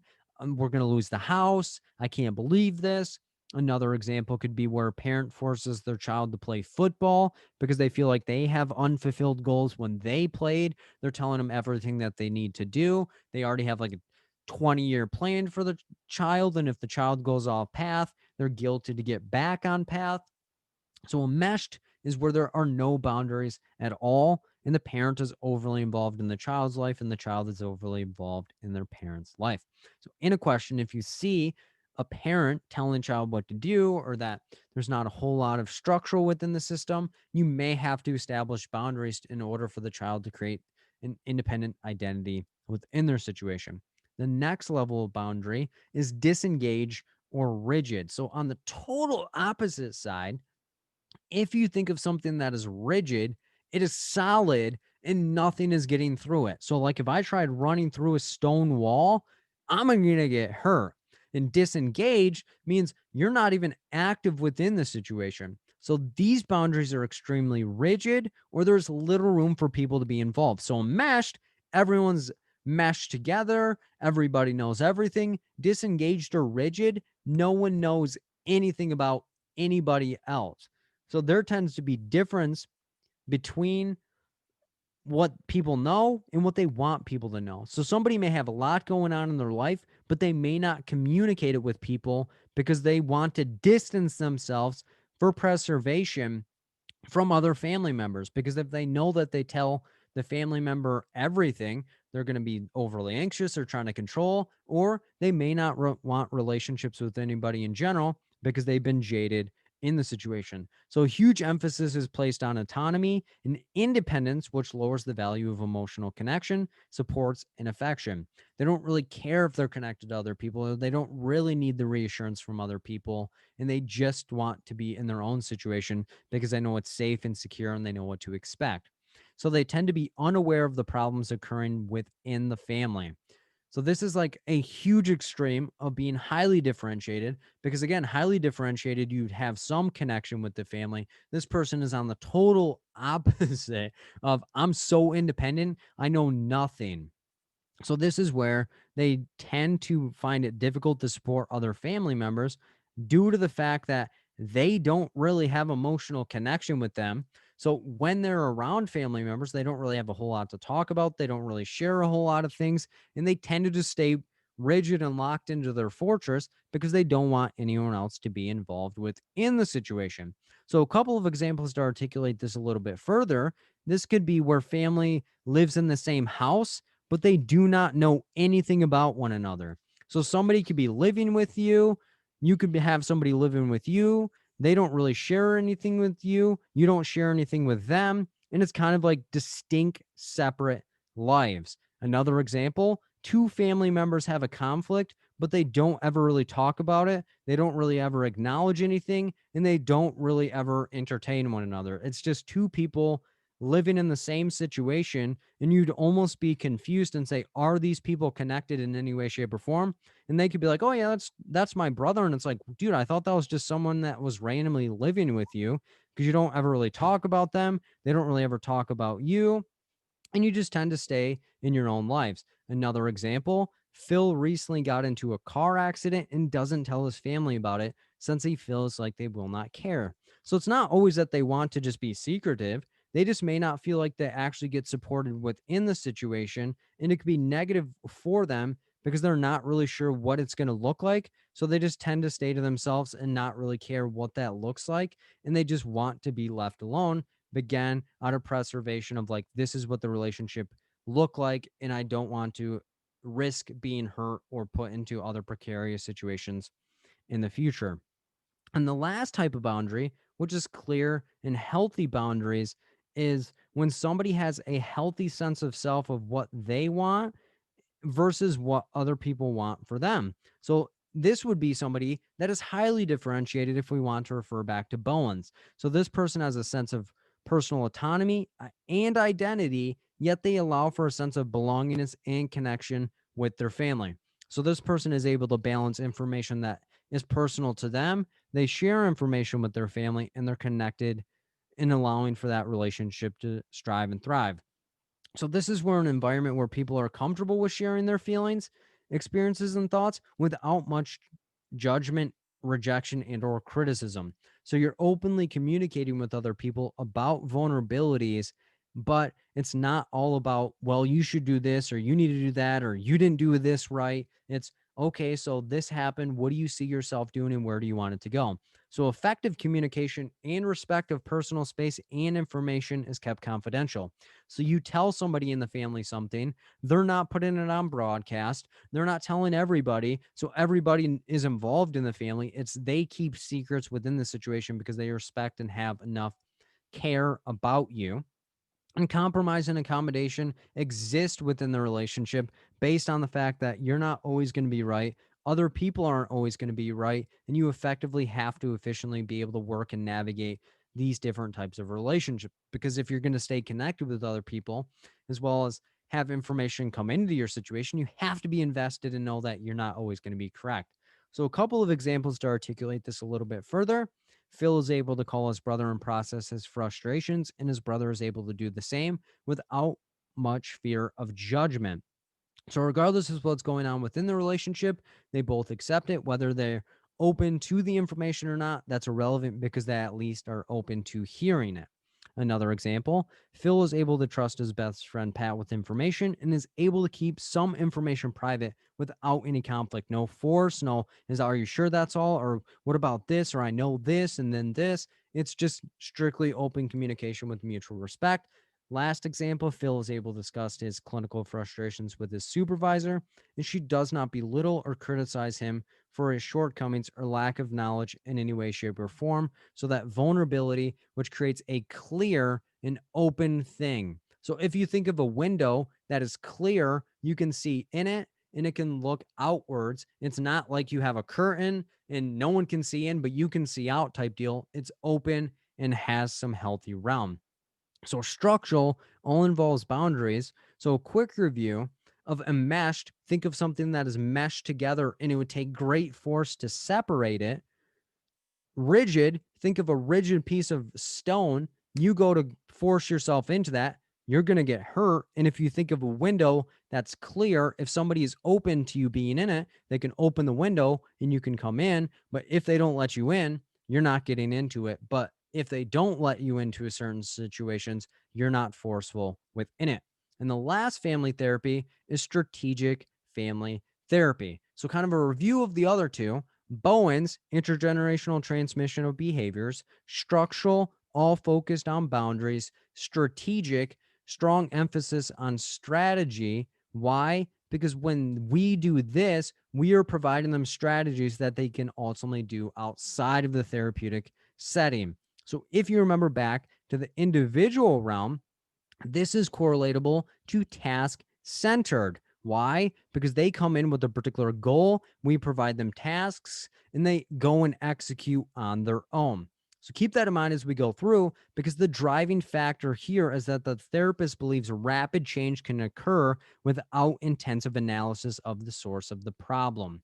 So this is where we're going to examine family processes and functions such as communication or problem solving patterns by evaluating family behavior outside of therapy sessions. So they'll come in, they'll discuss what's going on, but ultimately they're going to be pounding the pavement. They're going to be putting in the work outside of the therapeutic setting. So this is where the family agrees to the social worker being in charge and acting as an expert, where we have strategies and techniques that can work with and for their situation. So it's kind of a say as I do type design to help mobilize and maximize change very, very quickly. Because if they're motivated, they want to accomplish a particular goal, but they're not sure, and then we provide them the secret sauce to the solution, they're going to be running in like a horse to the races because they know exactly what to do. So this is where the social worker may employ paradoxical intervention or directive, stated in a different way, reverse psychology, where they suggest that the family take an action in opposition to their treatment goals. So let's say your goal is communication. We may tell you not to communicate at all to provide a baseline to see how much communication you guys currently have. Couple more examples. Phil tells a family he's working with to avoid each other when their treatment goal is to be more connected. This will allow for family members to see how connected they already are with other people. And I've already kind of went over this example, but the family wants to increase their communication, and the social worker would tell them to reduce their level of communication to see how well it works out for them. Or they're like, I want to see what it would like to have mutual chores. How about we have one of you do all the chores and one of you not do all the chores to see what it would be like to delegate the chores adequately. So it's going against the treatment goal of mutually being able to decipher through responsibilities, but you're doing the opposite to create that cognitive dissonance of, wow, this is what the change actually would look like, or how much effort or situation would be involved if we made these changes. And the goal is to provide a baseline and how much progress can be made with the implemented strategies and techniques that we provide. We may also utilize circular questioning. So, if we look at it, think of circular motion. Circular questioning is where we question every single family member with the same question and we circle around in order for people to actually understand what other people's perspectives are. And this is effective because it allows for us to gain information from everybody without anybody interrupting or somebody jumping to conclusions, somebody cutting somebody off, or somebody being entirely closed off. So, stated in a different way, it's asking questions to each of the family members to ensure their viewpoint is being heard and addressed. Because if you don't have an equal level of communication and one person is just spouting off all of the information, not everyone is going to be able to benefit in the best way. So the goal is to have everyone take a turn and share so the family's entire situation is being presented. So, kind of a quick review of strategic family therapy, same as task centered. They come in wanting to accomplish a particular task. So, we provide them the strategies to execute outside of the session. And we may utilize paradoxical directive or intervention, telling them to do the opposite of what they want to do in order to create that cognitive dissonance, or allow for them to create a baseline and see how much progress they can make if they implemented the new strategies and techniques. And we may employ circular questioning to gather information from the family, which would be us asking each family member the same question, hearing the responses so that we have a global perspective rather than just one person's perspective. Because in order for people to accomplish the goal within a family, everyone has to be heard and everyone has to be invested. So those are all the family therapies explained and differentiated. Bowen's intergenerational transmission of behavior, structural, focusing on the structure and boundaries within the family unit, and strategic, us providing them the strategies and them going out, pounding the pavement, executing, and getting the job done and improving the functioning in the best way that they can. Question 1.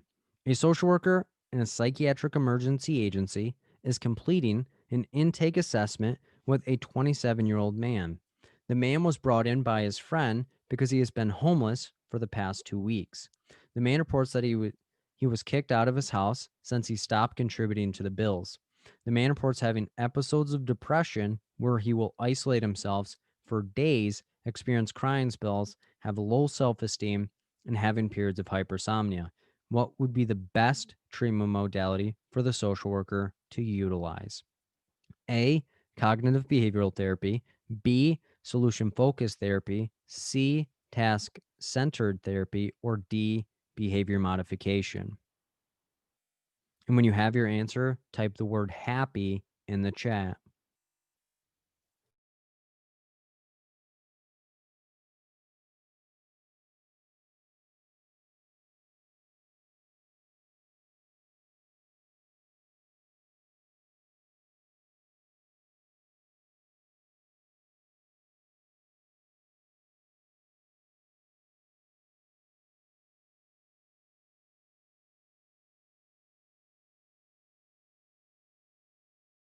Opening the polls.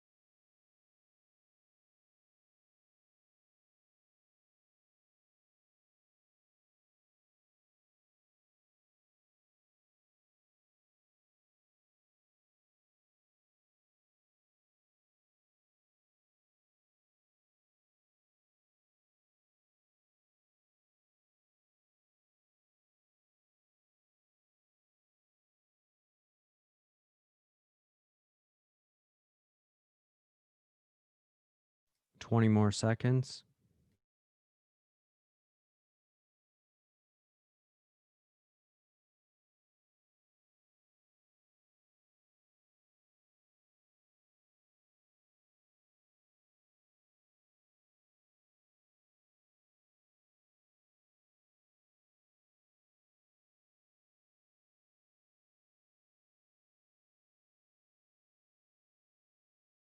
Shutting down the polls. The majority think it is B. Second place is A. Third place is C. Fourth place is D. Let's look at it. We're a social worker in a psychiatric emergency agency. So that's who we are and where we are at. We're completing an intake assessment. So it's our first time meeting 27-year-old man. Any length of time, hop on top of it because it paints a picture of what we're looking at.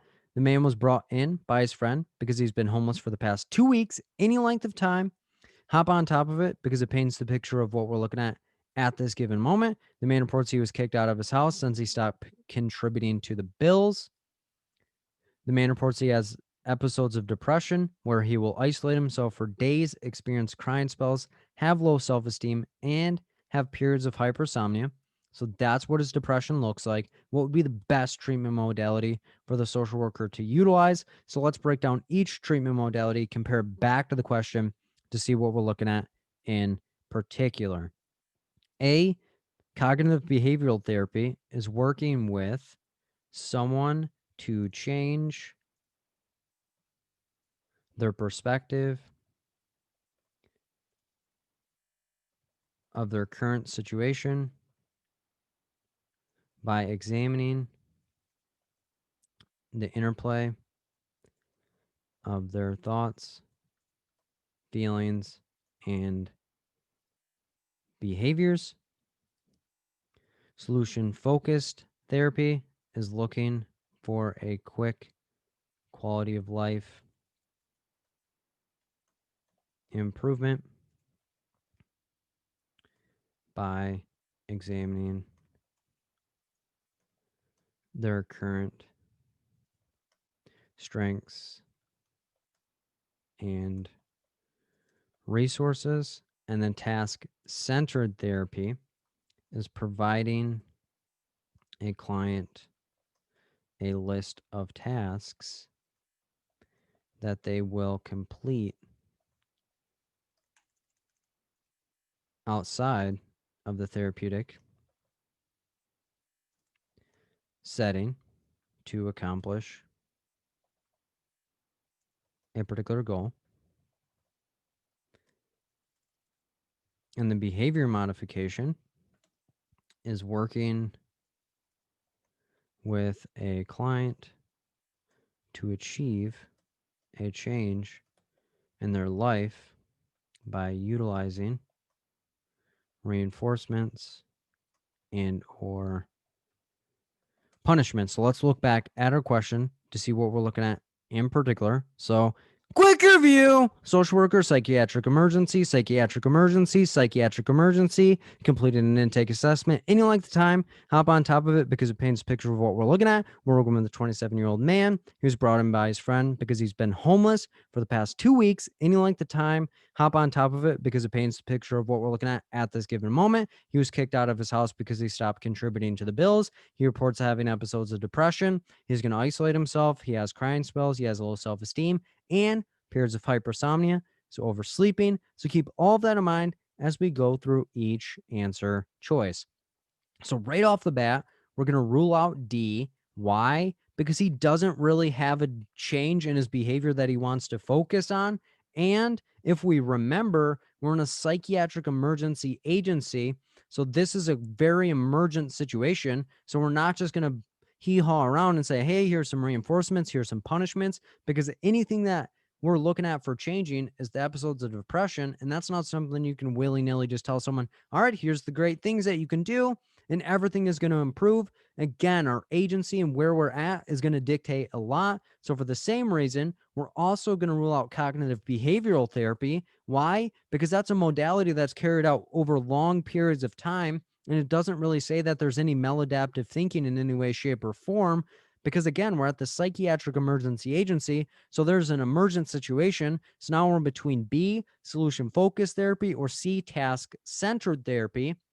And for task-centered therapy to happen, we would have to have a particular task that he wants to focus on, but it doesn't really say what he's coming in for. But if we had to guess, it's based on the fact that he wants some housing and to improve his situation. So we don't have any idea of what his interventions could need. So for that reason, we're going to rule out C because we're not going to provide him a situation where he can go outside of the therapeutic setting because he's not coming back. Well, hopefully not. Psychiatric emergency agency, our goal is not to have people come back and go in and out. It's okay, so what do you need? What could be helpful for you and what could be helpful to get the job done? So for this reason, we're going to go with B. Why? Because he needs that quick quality of life improvement. Give him resources for housing, get the job done, and the ultimate goal is to not have them come back. Again, the difference between solution focused is they need a solution from us to improve their quality of life. Task centered, they need a particular task in mind. Cognitive behavioral therapy, they need to be a little bit unsure of what they want to do. And we're addressing maladaptive thought patterns. On the behavior modification, they need to have a particular behavior that they want to focus on. So the correct answer here is B. So that's how we'd look at that question in particular.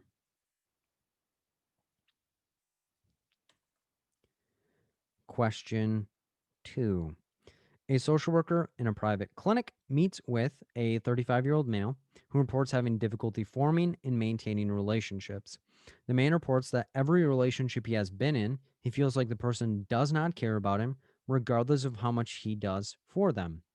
The man reports that whenever he feels rejected, he will utilize substances to cope with the perceived loss. During his most recent relationship, he reported spying on his girlfriend whenever she would go out with friends to ensure she was not cheating on him. what would be the most effective modality to treat the man? A, cognitive behavioral therapy, B, solution focused therapy, C, dialectical behavioral therapy, or D, behavior modification.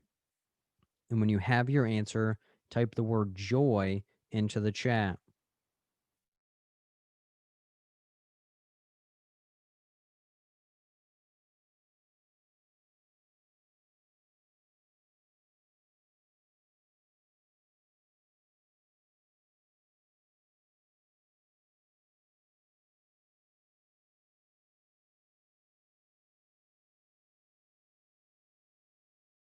Opening the polls.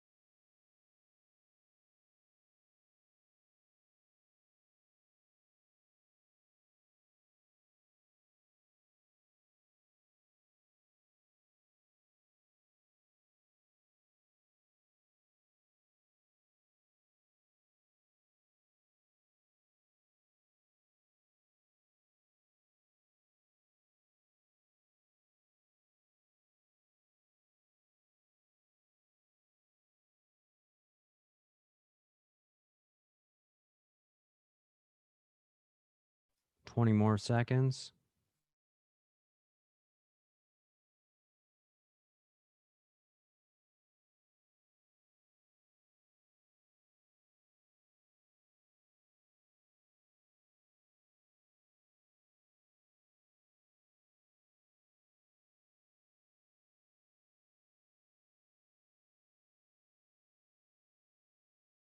Shutting down the polls. The majority think it is C. Second place is A. Third place is D. Fourth place is B. Let's look at it. We're a social worker in a private clinic. So that's who we are and where we are at. We're meeting with a 35-year-old male. So that is our client. He reports having difficulty forming and maintaining relationships. So that's his presenting issue. The man reports that every relationship he's been in, he feels like the person does not care about him, regardless of how much he does. So there's some non-mutual relationship and or different perspectives of what's going on. The man reports that whenever he feels rejected, he will utilize substances to cope with the perceived loss during the most recent relationship. Any length of time, hop on top of it because it paints a picture of what we're looking at. So his last relationship, he reported spying on his girlfriend whenever she would go out with friends to ensure she was not cheating on him. What would be the most effective modality for us to utilize when treating the man? So let's break down each treatment modality and see what we're looking at and then compare it back to the question. A, cognitive behavioral therapy is working with someone to change their perspective of their current situation by examining the interplay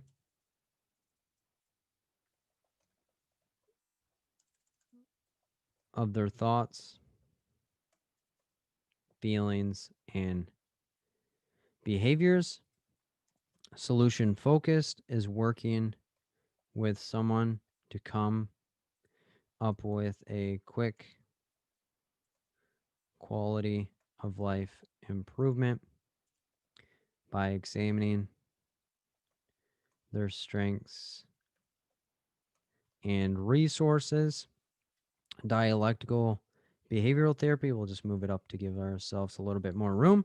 Dialectical behavioral therapy is working with someone to better handle their emotions, thoughts, and behaviors, their impulsive decision making,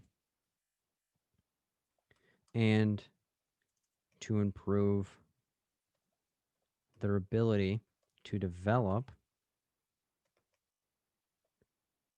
mutual relationships.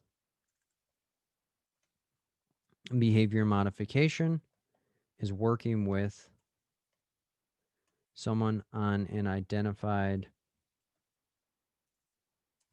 goal or behavior by introducing reinforcements and or punishments into their situation. Let's look back at the question and see what we're looking at in particular. So, quick review. Social worker, private clinic, 35-year-old male, reports having difficulty forming and maintaining relationships. He reports in every relationship he's in, it's unmutual. He's not getting a reciprocated relationship back. He reports when he feels rejected. He will utilize substances to cope with the perceived loss, So it's not maybe an actual loss during his most recent relationship. Any length of time, hop on top of it because it paints a picture of what we're looking at this given moment.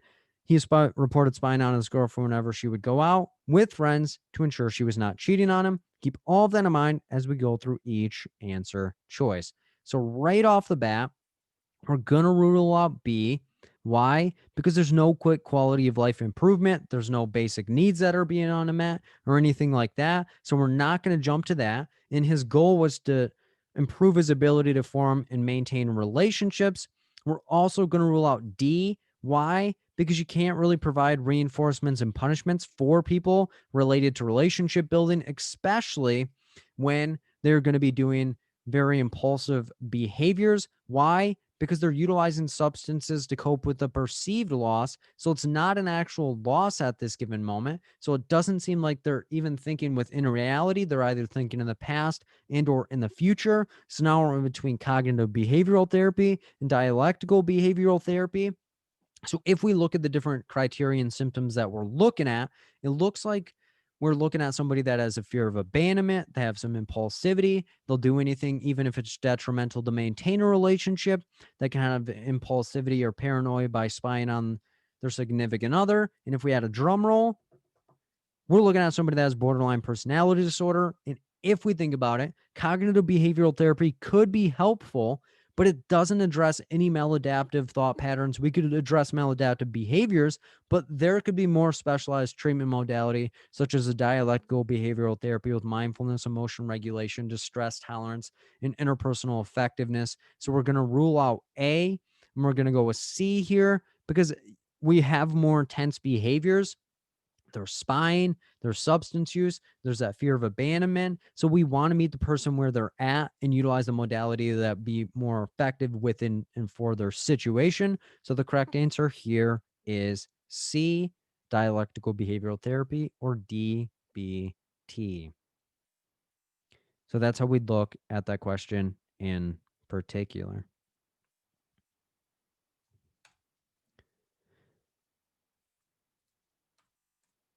Question 3. A social worker in a family agency has been working with a family and their 7-year-old daughter for the last 3 months. The family engaged in services to work on their communication to ensure that they have had healthy relationships and understanding with each other. More recently, the daughter has been getting into trouble at school by disrupting class, not listening to the teacher's instructions, and walking around the room when completed with her assignments. The family denies that the daughter has any behavioral issues at home, but feels like her allowance is a huge factor in that. What would be the best treatment modality to address the daughter's behavior? A, solution focused therapy.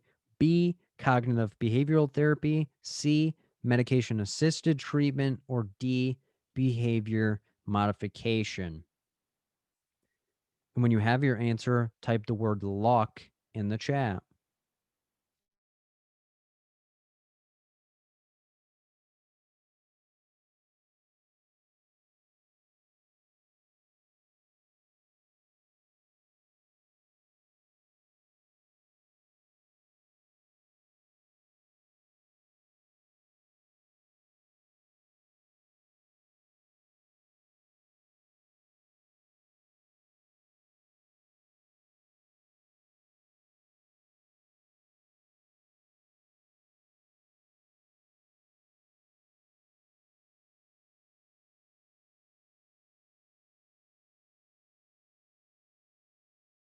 Opening the polls.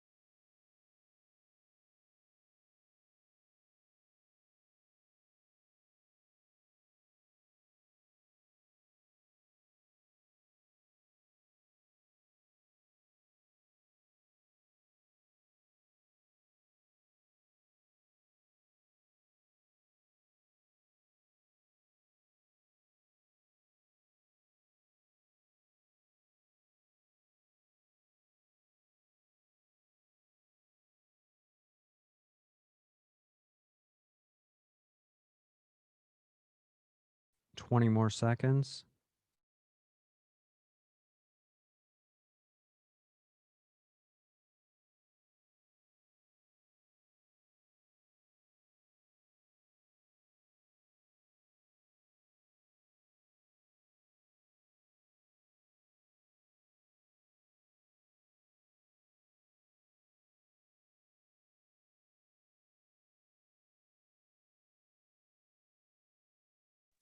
Shutting down the polls. The majority think it is D. Second place is B. Third place is A. Fourth place is C. Let's look at it. We're a social worker and a family agency. So that's who we are and where we are at. We're working with a family and their 7-year-old daughter. So they're all our client so far for the past 3 months, any length of time. Hop on top of it because it paints the picture of what we're looking at this given moment. The family is engaged in services to work on their communication to ensure that they have healthy relationships and understanding with each other. So that's why they came to services. More recently, any length of time, hop on top of it because it paints a picture of what we're looking at this given moment. The daughter's been getting into trouble at school by disrupting class, not listening to her teacher's instructions, and walking around the room when completed with her assignments. So those are the behaviors that she is doing. And the family denies that the daughter has any behavioral issues at home, but feels like her allowance is a huge factor in that. What would be the best treatment modality to address the daughter's behavior? So let's break down each modality, compare back to the question to see what we're looking at this given moment. So solution focused therapy is working with someone to gain a quick quality of life improvement by examining their strengths and resources. Cognitive behavioral therapy is working with someone to change their perspective by examining the interplay of their thoughts, feelings, and behaviors. Medication assisted treatment is providing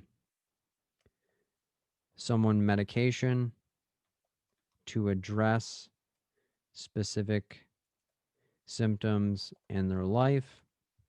And the behavior modification is working with someone to change an identified behavior by introducing reinforcements and or punishments into their life. So let's look back at the question to see what we're looking at in particular. So, quick review: social worker, family agency, family, 7-year-old daughter, all our clients so far, past 3 months, any length of time. Hop on top of it because it paints a picture of what we're looking at. The family engaged in services to work on their communication. They want healthy relationships in their life. More recently, any length of time, hop on top of it because it paints a picture of what we're looking at this given moment. The daughter's been getting into trouble at school by disrupting class, not listening to her teacher, and walking around the class when her assignments are completed. The family denies any issues at home, but feels like her allowance is a huge factor in that. feels like the allowance is a huge factor. So keep that all in mind as we go through each answer choice. So right off the bat, we're going to rule out A. Why? Because there's no basic needs that are unmet. There's not a quick solution that can come about this, because then we have to keep in mind that our client is 7 years old and young children are invariable and they can do whatever they want. And at the end of the day, we're not really looking at any quick solutions here. We're also going to rule out C. Why? We're not just going to offer medications to a 7-year-old and say this is the issue, because the family said there's only issues at school, not in multiple environments. And at the end of the day, they said we're already doing an intervention, which is giving her an allowance, and it works. So now we're in between B, cognitive behavioral therapy, or D, behavior modification. And if we think about it, is a 7-year-old going to be able to make cognitive connections between their behaviors and their thoughts? And are there any maladaptive thoughts identified within the question? So for that reason, we're going to rule out B. Why? Because the parents already have like a behavior modification or a token system already established by giving her an allowance, and allowance is a positive thing. So if they're putting something into the situation, we're seeing a positive. P in positive is putting something in. Reinforcement, R equals raises the likelihood. So we're seeing a positive reinforcement that is already being introduced within the situation. So the correct answer here is going to be D, behavior modification.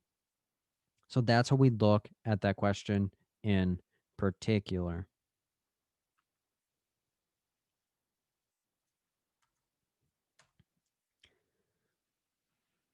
Question 4.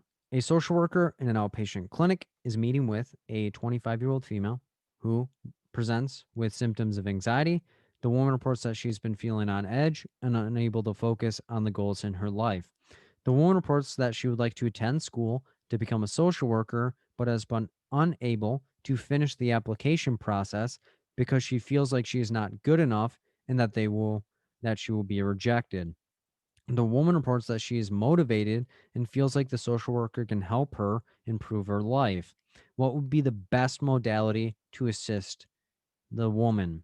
A, task centered therapy. B, cognitive behavioral therapy. C, solution focused therapy. Or D, exposure therapy. And when you have your answer, type the word determination in the chat.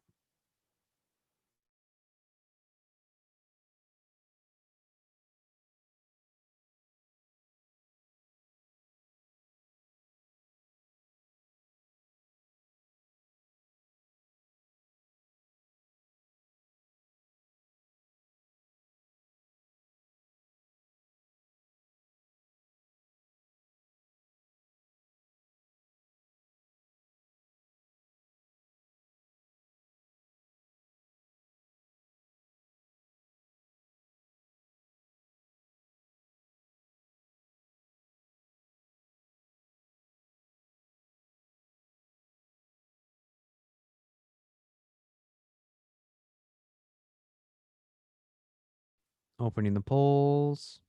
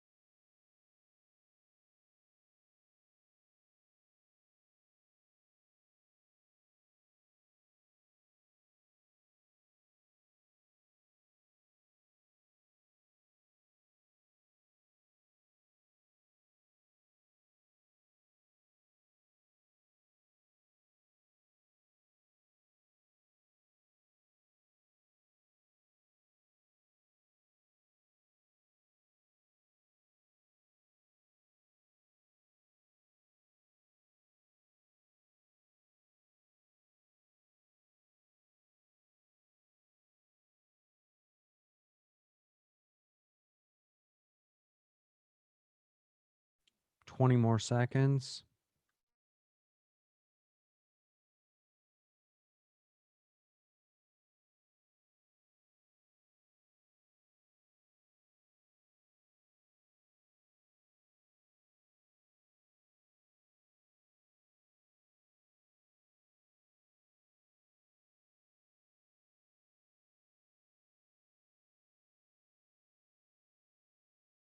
Shutting down the polls.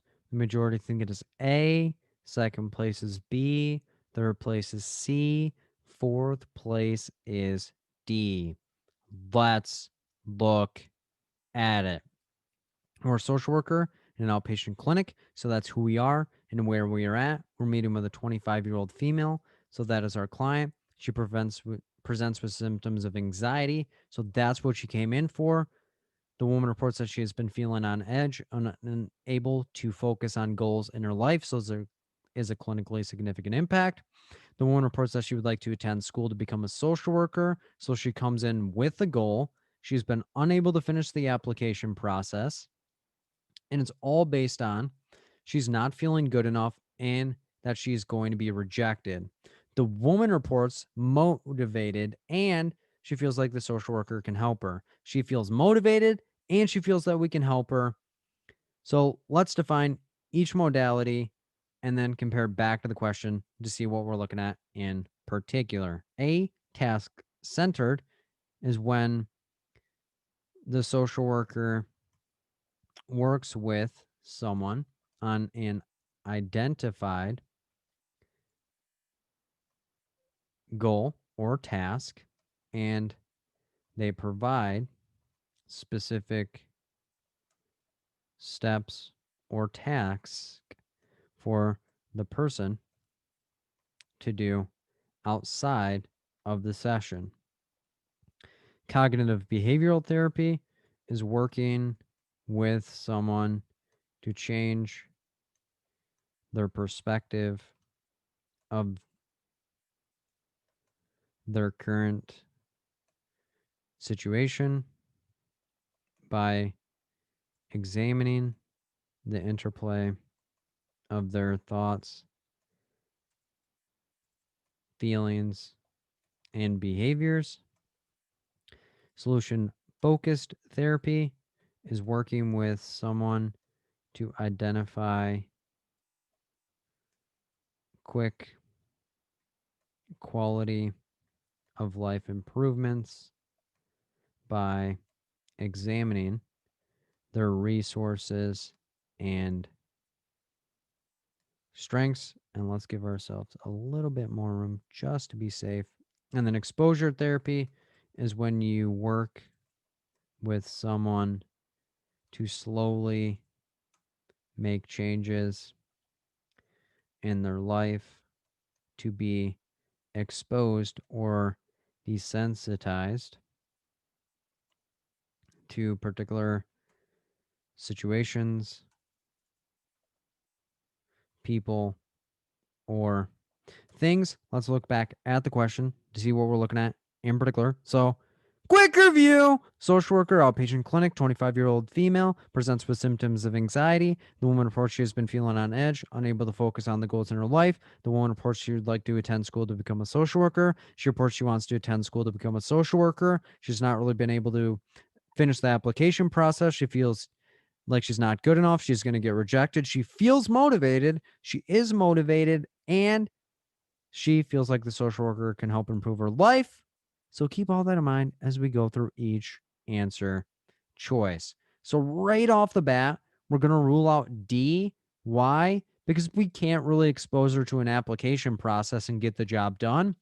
Why? Because it's time sensitive. And if she wants to get started, we're not just going to slowly expose her over and over and over. So bad moves, bad vibes. We're also going to rule out C. Why? Because there's not quick quality of life improvements that we can help her get the job done at this moment, based on the fact that we don't really know any strengths or resources because she says she's tried it on her own, yet she feels like she's not good enough and that she's going to get rejected. So there may have to be particular things that we have to do before that. So we do not want to provide a quick solution because she already knows the solution. It's not unknown to her. We just have different things that we have to work through prior to that.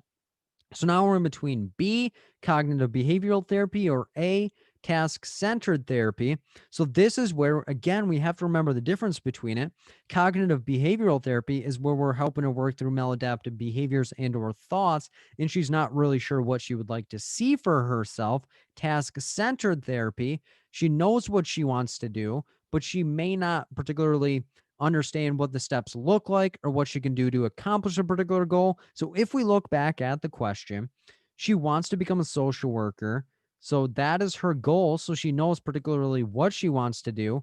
And the main barrier is the fact that she can't complete the application process because she doesn't feel that she's good enough and or she's going to get rejected. So if we provide other criteria and steps so that way she can complete the process, she may have a higher likelihood of being able to get this job done. So for that reason, we're going to rule out B and we're going to go with A because, again, task centered are things that we can provide task and resources around. In cognitive behavioral therapy can be over a longer period of time. And yes, she may have maladaptive thoughts, but if she has clarification, she may have more comfortability about the process. So she has a particular task that she wants to accomplish, which is attending school to become a social worker, and we can provide some resolve within that situation. So the correct answer here is A, task-centered therapy. So that's how we look at that question in particular.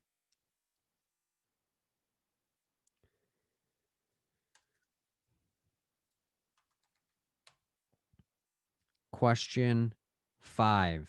A social worker working in a private practice meets with a 45-year-old female who reports having excessive worry. The woman reports that regardless of what she does, she feels like she's never good enough. The woman reports that when preparing to complete a task, that she thoroughly analyzes the situation and obtains as much information as possible to help prevent making any mistakes. The woman reports that she is motivated to change, but feels hopeless and does not know what to do. What modality would best help the woman in this situation? A, cognitive behavioral therapy. B, solution focused therapy. C, behavior modification. Or D, task centered therapy. And when you have your answer, type the word tricky in the chat.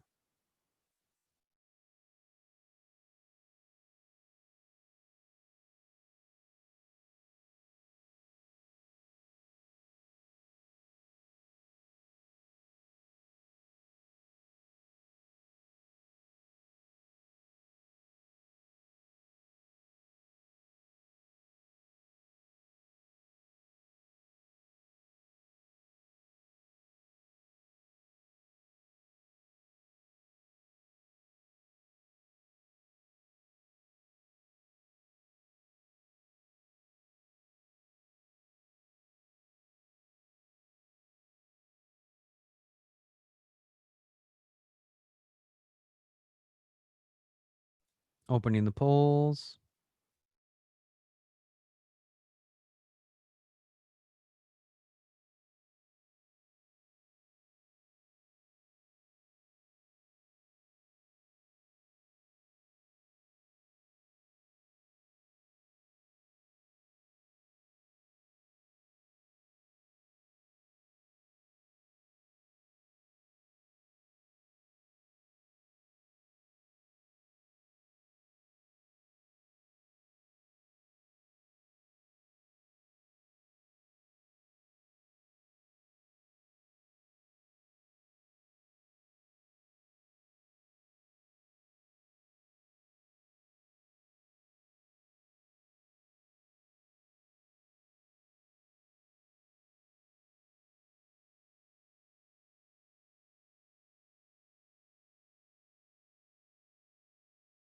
Twenty more seconds.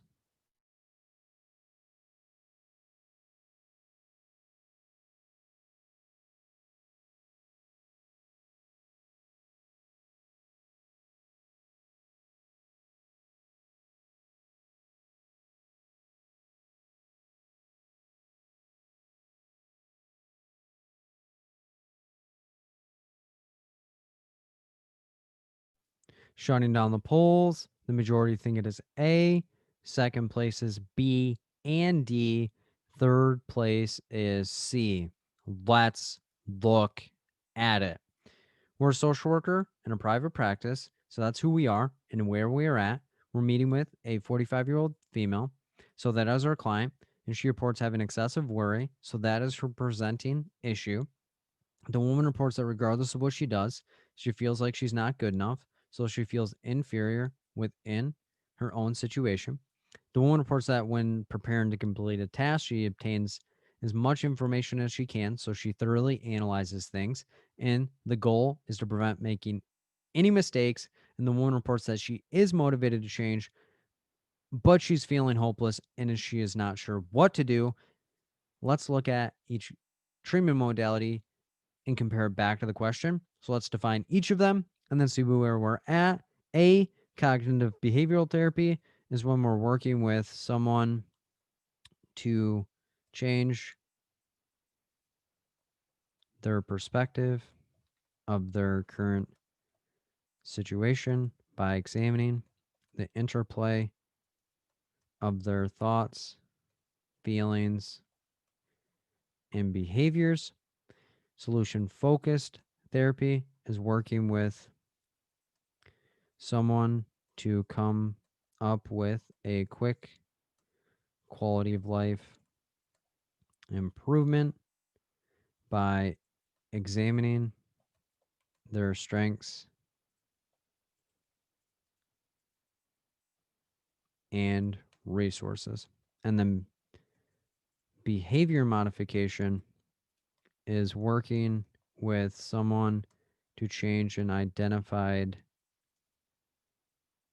behavior by introducing reinforcements and punishments. Well, and or punishments, because you can put in both. And then task centered therapy is working with someone to come up with a list of tasks to accomplish outside of the therapy sessions. So let's look back at our question to see what we're looking at in particular. So, quick review: social worker, private practice, 45-year-old female, excessive worry, regardless of what she does. She never feels good enough. She's feeling inferior. She reports when completing a task. She thoroughly analyzes it. She wants to obtain as much information as possible. She doesn't want to make any mistakes. She's motivated. She's pumped up. She wants to get the job done, but she's feeling hopeless and she's not sure what to do. So keep all that in mind as we go through each answer choice. So right off the bat, we're going to rule out D. Why? Because there's not a particular task that was identified with and for her situation. She just says that she doesn't feel good enough. She's analyzing situations. She's motivated, but she does not know what to do. She doesn't really have a particular goal. And remember, task-centered therapy is where we need a particular task. That way we can provide her tasks that she can do outside and work towards something in some way, shape, or form. That isn't present here. We're also going to rule out C. Why? Because yes, she wants to improve an identified behavior, which is excessive worry, but we're not really going to be able to provide reinforcements and or punishments for someone's worry if we don't really have the triggers or any different situations that we're looking at. So it's not a tangible behavior that we're looking to change at this moment. Because again, she says, I'm not sure what to do. I'm motivated, but I just really can't understand where I want to go. So now we're between A, cognitive behavioral therapy, or B, solution focused therapy. Solution focused therapy is quick quality of life improvements where she knows where she wants to do. We can give her the resources and solutions to help improve her situation. Cognitive behavioral therapy is where we can address both maladaptive behaviors and maladaptive thoughts to inherently impact the feelings that she has with and for her situation. So let's look back at the question to see what we're looking at in particular. So she says, regardless of what she does, she never feels good enough. So she's accomplishing things, but she's not feeling any fulfillment. She's thoroughly analyzing, even over analyzing situations because she doesn't want to prevent any mistakes. So she may have a maladaptive thought of, I always have to be perfect. And she's motivated, but she doesn't really know what to do. And she's feeling hopeless. So for that reason, we're going to rule out B. We're going to go with A. We're going to use cognitive behavioral therapy to address some of the maladaptive thoughts. We don't really have any maladaptive behaviors in the situation, but we want to understand what's making her feel inferior, even though she's accomplishing things and she has excessive worry and she has this underlying thing of, I can't make mistakes. I must be perfect. So the correct answer here is A, cognitive behavioral therapy. So that's how we look at that question in particular. Question 6. A social worker is working with a couple and their 10-year-old son who's been having outbursts of anger towards other children at school. Through discussion with the family, the social worker finds out that the parents have been arguing about money in front of their son and that the son often becomes included in the arguments. The husband reports that when he was a child that his parents would do the same thing with him, so he does not see any issues with it. What should the social worker do next to help the family? A, provide information regarding Bowen's family therapy. B, provide information on structural family therapy. C, provide information on strategic family therapy. Or D, schedule individual therapy sessions for all the family members. And when you have your answer, type the word motivation in the chat.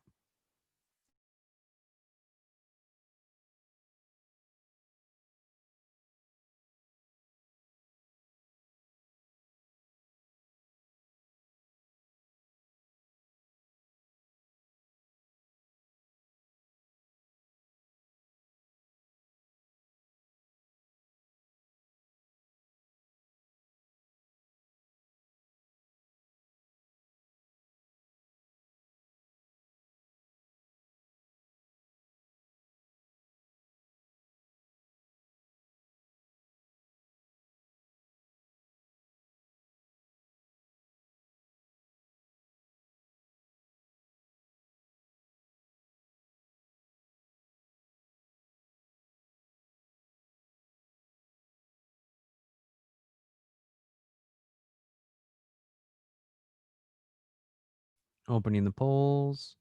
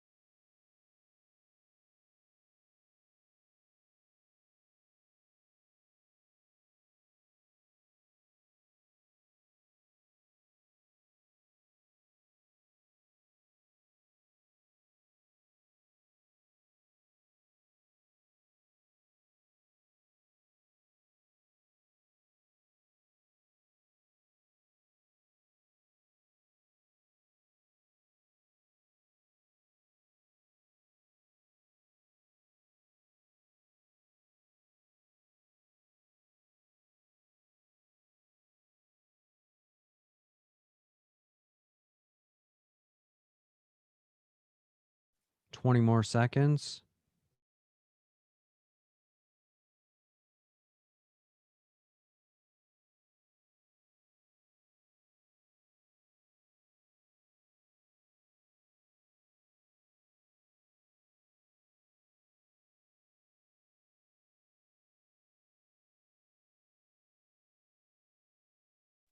Shutting down the polls. The majority think it is A. Second place is B. Third place is C and D. Let's look at it. We're a social worker that's working with a couple and their 10-year-old son. So they're both our clients.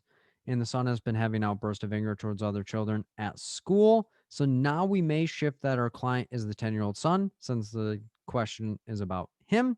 Through discussion with the family, so everybody was involved.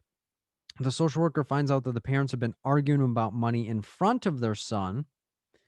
Boundaries. And the son often becomes involved in the argument. So that is a huge flag of like boundaries. And then the husband reports that when he was a child, that his parents would do the same. So he doesn't see any issues within the situation. So let's look at each treatment modality and then compare the treatment modalities back to the question to see what we're looking at. So A, provide information regarding Bowen's family therapy. So Bowen's is the intergenerational transmission of thoughts, attitudes, behaviors, and ideologies, etc. So passing down from one generation to the next generation, different things. B, provide information on structural family therapy. So this is when the social worker is working with a family on examining the boundaries that exist and their role in the different interactions. And then strategic family therapy is working with the family on a particular goal that they have identified and helping them with coming up with a solution by having them do strategies outside of the therapy sessions. So now D, having individual therapy sessions, we wouldn't really be able to define those. So let's look back at a question to see what we're looking at in particular. So quick review: social worker, couple, 10-year-old son. Son's having outbursts of anger towards other children at school. Through discussion with the family, we found other parents have been arguing about money in front of their son. He becomes involved in the arguments. We have boundary issues flailing and flying everywhere. And then the husband reports when he was a child, his parents would do the same. He's like, what's the big deal? We've always done this. So keep all of that in mind as we go through each answer choice. So right off the bat, we're going to rule out D. Why? Because that's way too fast. And there's nothing that exists where we'd want to separate the family, and what happens in the family needs to stay in the family unless there's like domestic violence or safety issues or anything like that. And there's nothing that exists in this situation. So we want to stay within the session and the family system and unit. So we need to stay within this, because what would that look like if we're like, okay, you guys are having arguments, you're doing all of these things. Now we're separating you and working on this when this is an entirely family unit and family issue at this given moment. We're also going to rule out C. Why? Because there's not a particular thing that they want to accomplish or any goal that's come up. And there's not any solution that we can come up with because we've just found out there's boundary issues, and the husband's defending it by saying, what's the big deal? We've always done this. And when strategic family therapy is when they come in with an identified goal and we provide them the strategies and tasks and strategies that they can implement outside of the therapy session to accomplish their particular goal. Now, in between A, Bowen's family therapy, so the intergenerational transmission of thoughts, ideas, behaviors, and ideologies, and all these different things and traditions, or B, structural family therapy, where we're examining the boundaries that exist and how they can impact the interactions within the family. If we look back at the question, they've been having arguments about money in front of their son. So that's where it's like, okay, there are boundary issues. He's becoming involved in it. Those are definitely boundary issues. However, the shift is had when the husband's like, we've always done this. I had experienced this and I think this is right. So for that reason, we're going to rule out B, because it was boundaries until he said, hey, my experience in previous generations that came before me told me that this is how we do it. So the correct answer here is A, Bowen's family therapy, because the husband is projecting it onto the son and saying that this is how it should be. So the correct answer here is A, provide information regarding Bowen's family therapy. So that's how we'd look at that question in particular.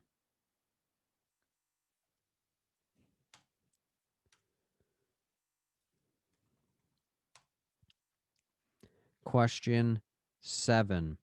A social worker in a community mental health agency is working with a mother and her 9-year-old daughter.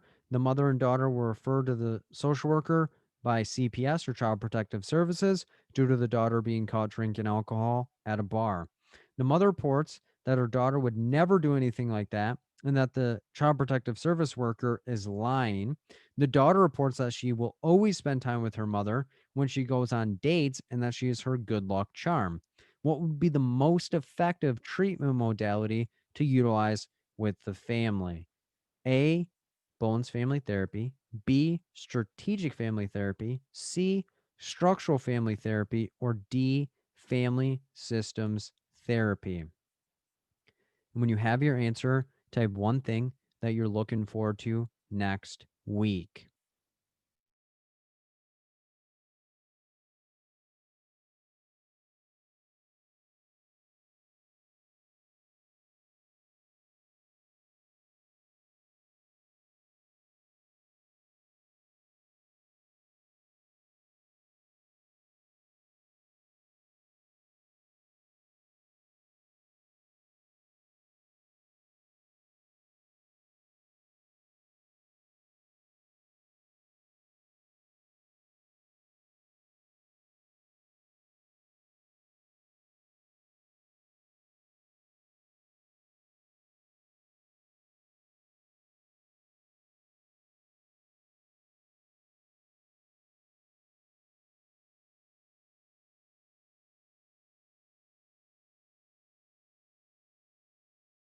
Opening the polls.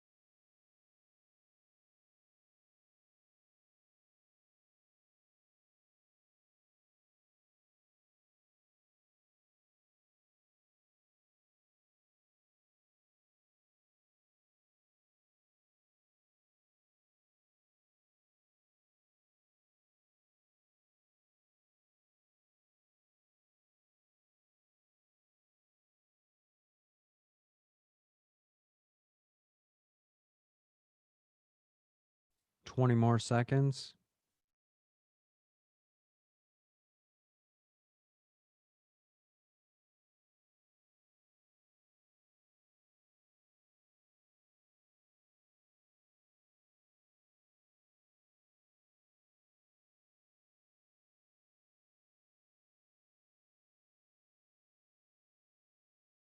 Shutting down the polls. The majority think it is C. Second place is B. Third place is D. Fourth place is A. Let's look at it. We're a social worker in a community mental health agency. So that's who we are and where we are at. We're working with a mother and a 9-year-old daughter. So they're both our clients. The mother and daughter were referred to the social worker by Child Protective Services due to the daughter being caught drinking alcohol at a bar.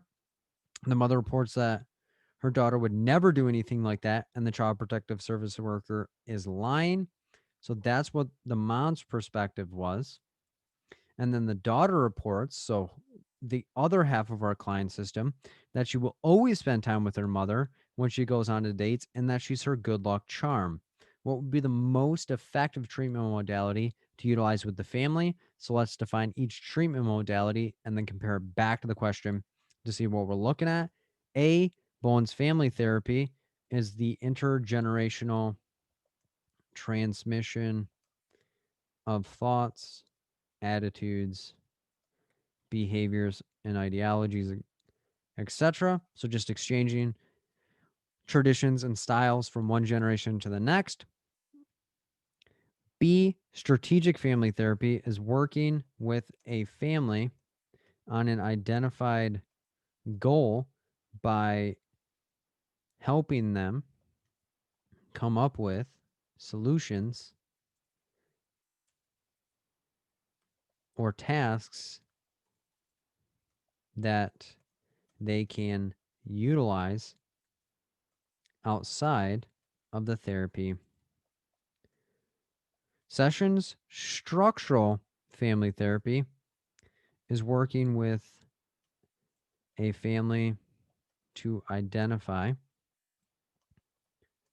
the boundaries in the family and how they impact interactions and relationship building. And then family systems therapy is the same as Bowens. So let's look back at the question to see what we're looking at in particular. So, quick review: social worker, community mental health agency, mother, 9-year-old daughter, mother and daughter referred by Child Protective Services. The daughter was caught drinking alcohol at the bar. The mother reports that her daughter would never do anything like that. CPS is lying about them. And then the daughter reports that she will always spend time with her mother, and she's going on the dates with her, and she's always her good luck charm. So keep all of those details in mind as we go through each answer choice. So right off the bat, we're going to rule out B. Why? Because strategic is for a family that has identified a particular goal. Half of our client system does not even believe that they need to be there because they're like, CPS is lying. We're not even supposed to be here. I don't like this. I'm out. So we can't really work on particular things if the family doesn't really have something in mind that they can do. We can't really provide solutions and or tasks for them to utilize outside of the therapy sessions if they don't really want to be in the therapy sessions and their CPS referred, so their motivation level is pretty low based on the fact that they were referred by someone outside of themselves. And that could be the case. They could be really motivated to change their behavior. But in this case, mom says CPS is lying. The daughter doesn't say CPS is telling the truth, but she provides us information that tells us, hey, I'm there on the date, so this likely could have happened. And even though there are multiple generations, aka the mother and the 9-year-old daughter, it does not say anything about the mom experiencing this. So she's doing it with her daughter. So A and D are going to be ruled out because they're the absolute same thing, just with different names. So the correct answer here is going to be C. Why? Because it's an enmeshed boundary system where the mom and daughter are connected and they're not really separated, and the mom is just putting the daughter into precarious situations. So we need to examine the different boundaries and how the interactions and systems play out in the family. So the correct answer here is C, structural family therapy. So that's how we look at that question in particular. Question 8. An outpatient social worker is completing a home visit with a family of 5 that are seeking services to improve their relationship with each other. The family contains 2 parents, a 14-year-old, a 10-year-old, and an 8-year-old. The parents report that they do not feel like their children listen to them and they are doing everything they can.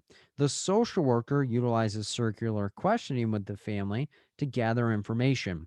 The social worker discovers that the children do not like their parents listen to them, so they feel like they do not need to listen either. So the children do not feel like their parents listen to them, so they're not going to listen either. The social worker tells the family to stop listening to each other entirely for the next week.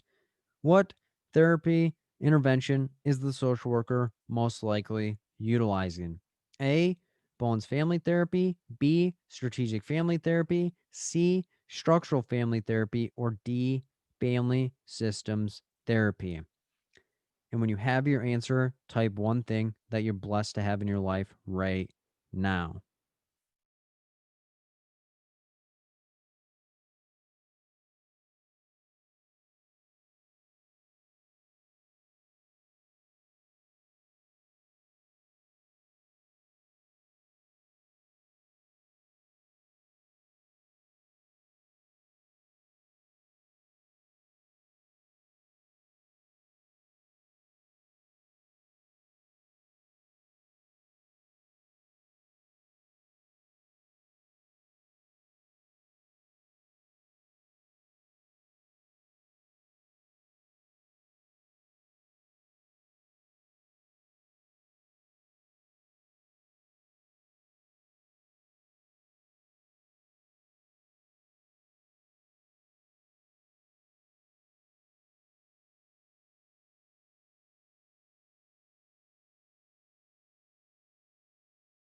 Opening the polls.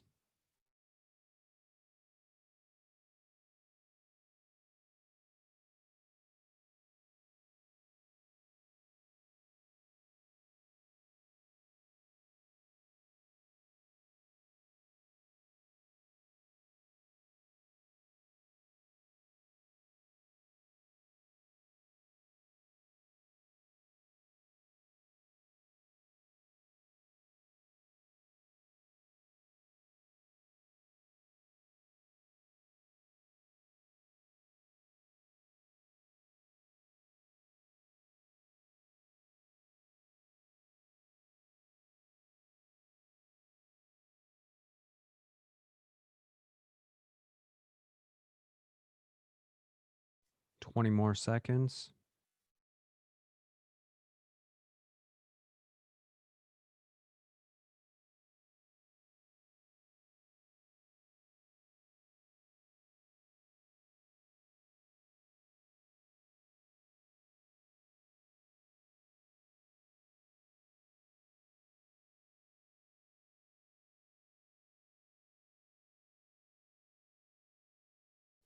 Shutting down the polls. The majority think it is B. Second place is C. Third place is D.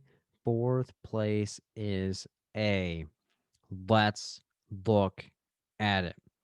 So we're an outpatient social worker. We're doing home visits. So we're in the family's home because our clients are the family of 5 and they are seeking services to improve their relationship with each other. So that's their goal. The family, which is our client, contains 2 parents, a 14-year-old, 10-year-old, and an 8-year-old. So they all play a role in the situation. And the parents report, so that is 2/5 of our client system, that they do not feel like their children listen to them and they're doing the best that they can. Social worker utilizes circular questioning with the family to gain more information, so asking each family member the same situation to understand everyone's perspective. Social worker discovers that the children do not feel like their parents listen to them, so they do not listen either. So they're kind of mirroring the same behavior. And the social worker tells them to stop listening to each other for the next week, any length of time. Hop on top of it because it paints the picture of what we're looking at this given moment. So keep all of that in mind as we break down each treatment modality and then compare the treatment modalities back to the question to see what we're looking at in particular. A, Bowen's family therapy is the intergenerational transmission of thoughts, behaviors, attitudes, ideologies, etc. So just transferring from one generation to the next to influence. B, strategic family therapy is working with a family on an identified goal by helping them identify solutions or tasks that they can complete outside of the family or outside of the therapy sessions. C, structural family therapy is working with a family to identify the boundaries that exist in the family and how they can impact interactions and relationship building. And then family systems therapy is the same as Bowen's. So let's look back at the question to see what we're looking at in particular. So quick review: outpatient social worker, home visits inside the family of 5's home, seeking services to improve their relationship with each other. The family, which is our client system, contains 2 parents, 14-year-old, 10-year-old, and an 8-year-old. So there's 5 of them. The parents report, so 2/5 of our client system state that they do not feel like their children listen to them. They're doing everything they can. We utilize circular questioning, which is the modality where we ask each family member the same question to gain their perspective without anyone interrupting. And we discover that the children, which is the rest of our family system, 3/5, is saying that their parents do not listen to them. So they do not feel like they have to listen either. And then we tell them to stop listening to each other entirely for the next week, any length of time. Hop on top of it because it paints a picture of what we're looking at. So keep that in mind as we go through each answer choice. So right off the bat, we're going to rule out D and A. Why? Because Bowen's family therapy and family systems therapy is the exact same thing. And even though it has multiple generations, the parents aren't saying, hey, this is how we treated our kids, so this is what we need to do. Or the kids aren't saying, hey, this is what this needs to do. And yes, they're saying my parents aren't listening to us, so we're doing that. But it doesn't say that this was a thing that they were taught and specifically needed to do, because at the end of the day, it's not a transmission to the next generation. So if the kids were passing that on to their own kids, then we'd have an intergenerational transmission. So just be wary of, just because there's multiple generations, that it's not just assuming that there's a transition or transmission.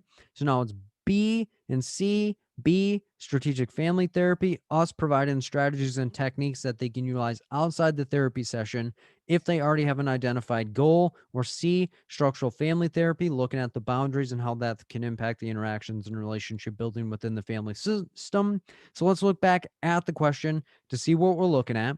So they come in with a particular goal to improve the relationship. It contains 5 people.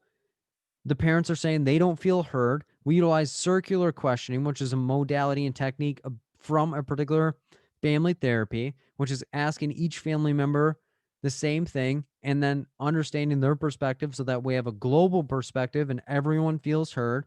And then they have children don't really feel heard. And then we utilize a paradoxical directive or a paradoxical intervention in telling them, don't do anything with one another, stop listening entirely, so that way they can see what level and have a baseline of what their communication and how much they listen to each other currently.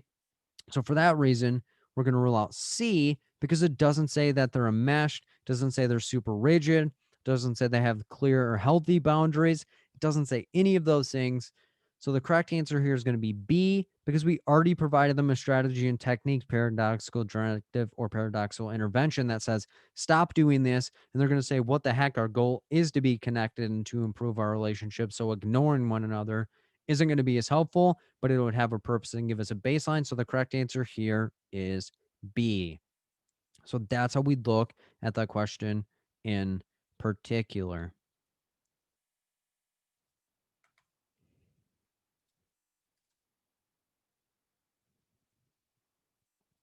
Question 9. A social worker in a family agency is meeting with a couple and their 15-year-old son. The mother reports that her son will not listen to her and that she feels like he's out of control.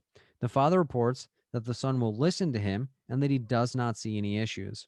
The boy reports that his mother is overreacting and that she needs to come here, not all of us. What should the social worker do first in this situation? A, provide information on effective communication to the family to allow for them to prepare for therapy. B, utilize circular questioning to further explore the family's perspective. C, gather information regarding why the father and son do not feel like they need to come. Or D, identify what the family would like to work on while meeting with the social worker. And in the chat, when you have your answer, type one thing that motivates you right now.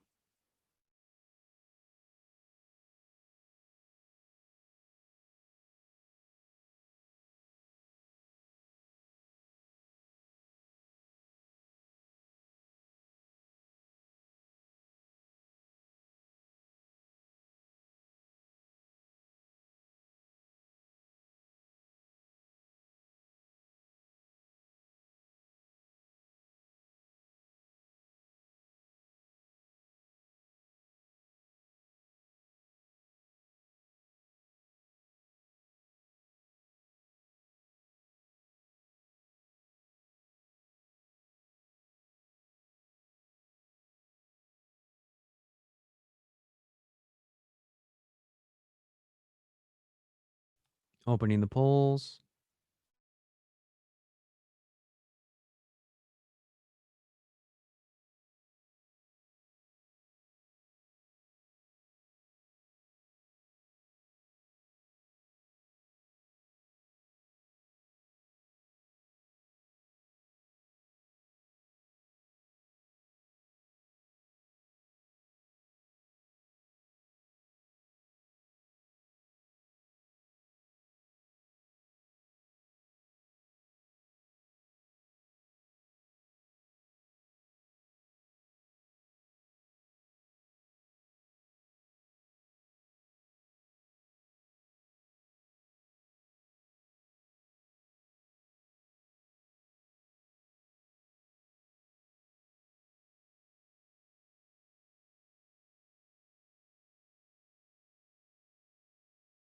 Twenty more seconds.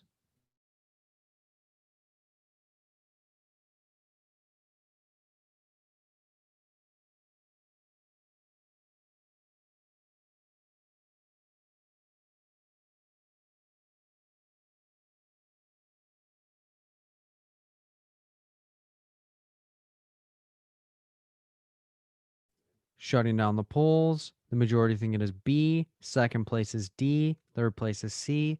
Fourth place is A. Let's look at it.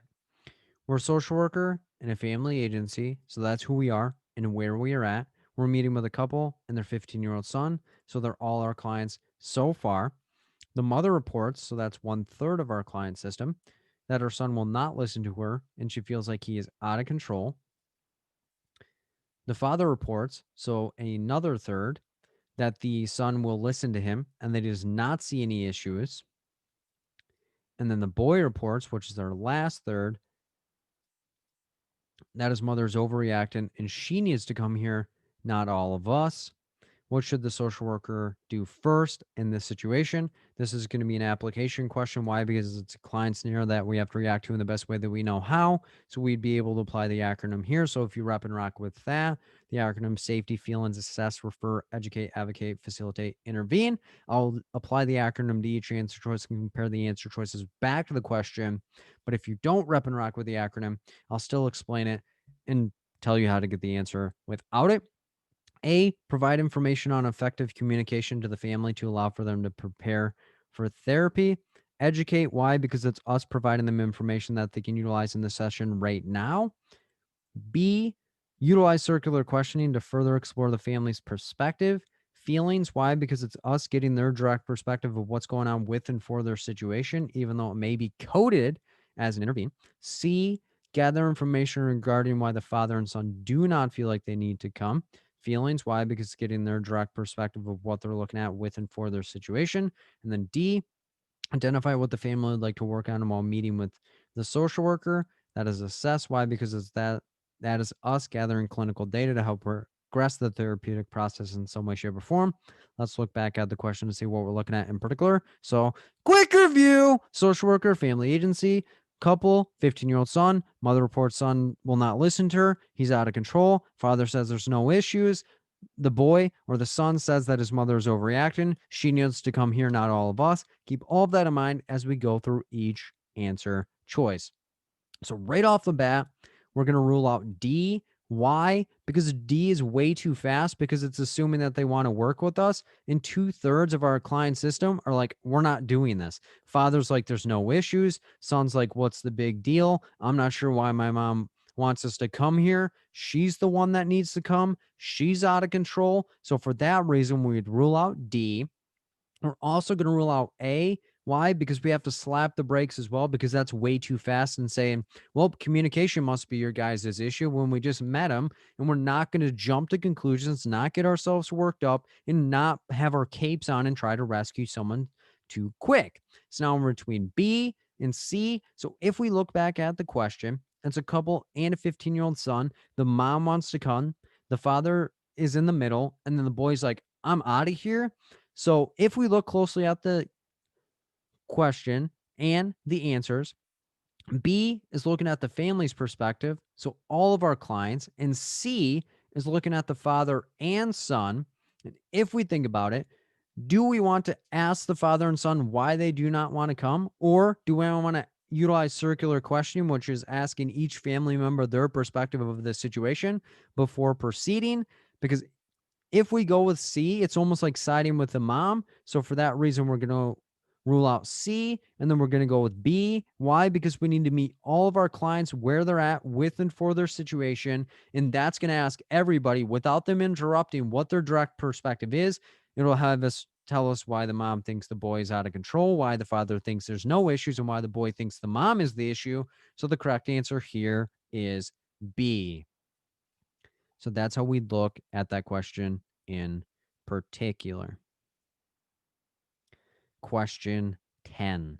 A social worker in an outpatient clinic has been working with a family of four upon referral from Child Protective Services. Child Protective Services sent the family to the social worker for concerns with sexual conduct on behalf of the mother. Child Protective Services reported that the mother was caught fondling her daughter, and the family has been working on establishing boundaries for the past 5 months. During the most recent session, the son states that he saw his mother in his sister's room late last night. What would be the best thing for the social worker to do in this situation? A, confront the mother about the son's concerns. B, review the strategies that the family has been working on with the social worker. C, ask the other family members what they think about the son's comment and gather their perspective. Or D, ask the daughter about her experience with what her brother has said. And when you have your answer, type one thing that you learned from the session tonight.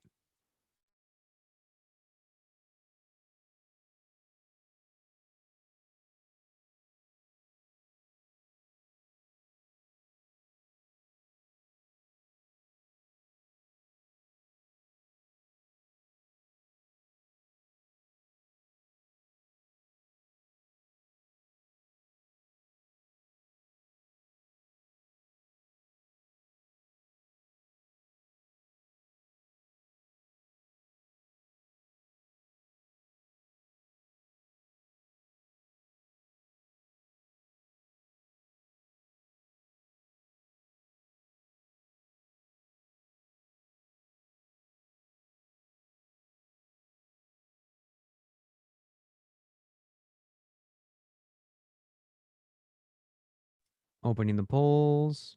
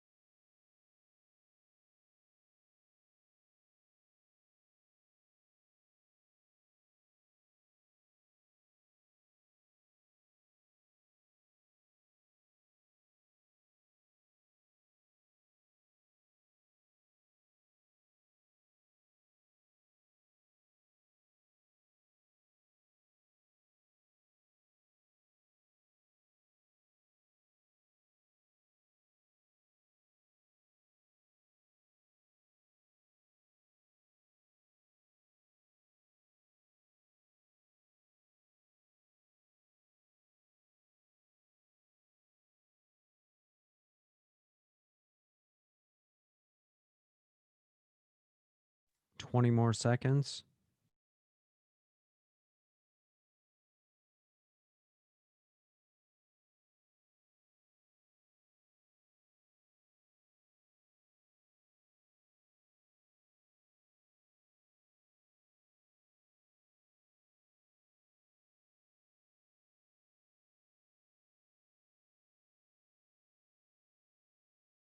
Shutting down the polls. The majority think it is D. Second place is C. Third place is B. Fourth place is A. Let's look at it. We're a social worker in an outpatient clinic. So that's who we are and where we are at. We're working with a family of four. So those are all of our clients for now upon referral for Child Protective Services. So that's why they came in. Child Protective Services sent the family to the social worker for concerns of sexual conduct on behalf of the mother. CPS reported that the mother was caught fondling her daughter. So the mother was fondling her daughter. The family has been working on establishing boundaries for the past 5 months. Any length of time, hop on top of it because it paints a picture of what they're looking at. So they've been seeing us for 5 months. And during the most recent session, any length of time, hop on top of it because it paints the picture of what we're looking at this given moment. The son states that he saw his mother in his sister's room late last night. What would be the best thing for the social worker to do in this situation? This is an application question. Why? Because it's a client scenario that we have to react to in the best way that we know how. So let's apply the acronym to each answer choice and each answer choice back to the acronym or the question to see what we're looking at. A, confront the mother about the son's concerns. Intervene. Why? Because it's an action on the social worker's end to progress the therapeutic process. B, review the strategies that the family has been working on with the social worker. Intervene. Why? Because it's an action on our end to progress the therapeutic process. C, ask other family members what they think about the son's comment and gather their perspective. Assess. Why? Because it's gathering clinical data to progress the therapeutic process. Or D, ask the daughter about her experience with what her brother said. Feelings. Why? Because it's getting her direct perspective about a situation and to better understand the situation. So let's look back at the question to see what we're looking at in particular. So Quick review: social worker, outpatient clinic, family of four, family of four. So those are our clients. So far, it's upon referral of Child Protective Services. So they didn't come on their own motivation. CPS sent us because the mom had sexual misconduct and she was fondling her daughter. The family's been working on establishing boundaries for the past 5 months. Any length of time, hop on top of it because it paints a picture of what we're looking at during the most recent session. Any length of time, hop on top of it because it paints a picture of what we're looking at. The son states that he saw his mother in his sister's room late last night. Keep all of those details in mind as we go through each answer choice. Right off the bat, we're going to rule out A. Why? Because that's siding with the son and we don't have any information and it would be based on hearsay and it'd be like gunning for the mom. And what's the likelihood if the mom was guilty of a behavior like this to just stand up and be like, yep, you're 100% right. I'm going to do all of these things with and for the situation. Bad moves, bad vibes. And that's only addressing one of the people out of the situation. Also, we're going to rule out B. And a lot of people may be like, well, isn't the family? We have to keep it within the family and do whatever. Yes, we normally would focus on our entire client system.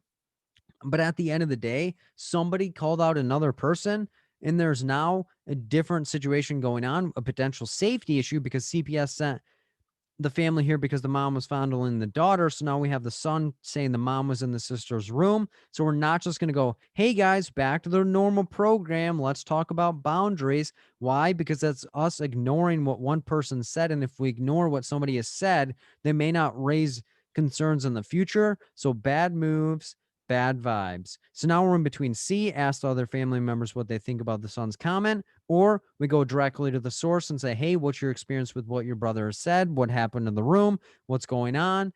And that is where we'd want to look back. We're working with the family. We want to stay within our client system, which is the family. But the mom has some history fondling the daughter. They've been working on boundaries past 5 months. And then the son setting a boundary for his sister and said, my mom was in the sister's room. And it doesn't say that they have the same room. If not, it would say she was in our room. So for that reason, we're going to rule out C, because why would we ask other family members about the comment? Because that's kind of creating a maladaptive boundary of like, how about you share for other people within the situation when we can directly go to the source? And some people may say like, well, do you think the daughter's going to be able to vocalize and do all of these things while the mom's in the session? Mom cuts up and gets wild. There's negative consequences. And the daughter's been working with us for 5 months and the son is on her side. So she does have a support in the room. So the correct answer here would be D. Directly ask her what happened because she doesn't have anything to gain and or lose by telling the truth about why mom was in her room. She could simply say, hey, mom was reading me a story, and we would have to leave it at that. But unless we go to her, we'll never understand because we could ask mom, but mom has something to lose if we went directly to her. And we're not just going to confront her even after 5 months. So we have to directly go to our client, which is the daughter in the certain situation. But if there were no concerns of safety issues, then we would keep it in the family. So the correct answer here is D. So that's how we look at that question in particular.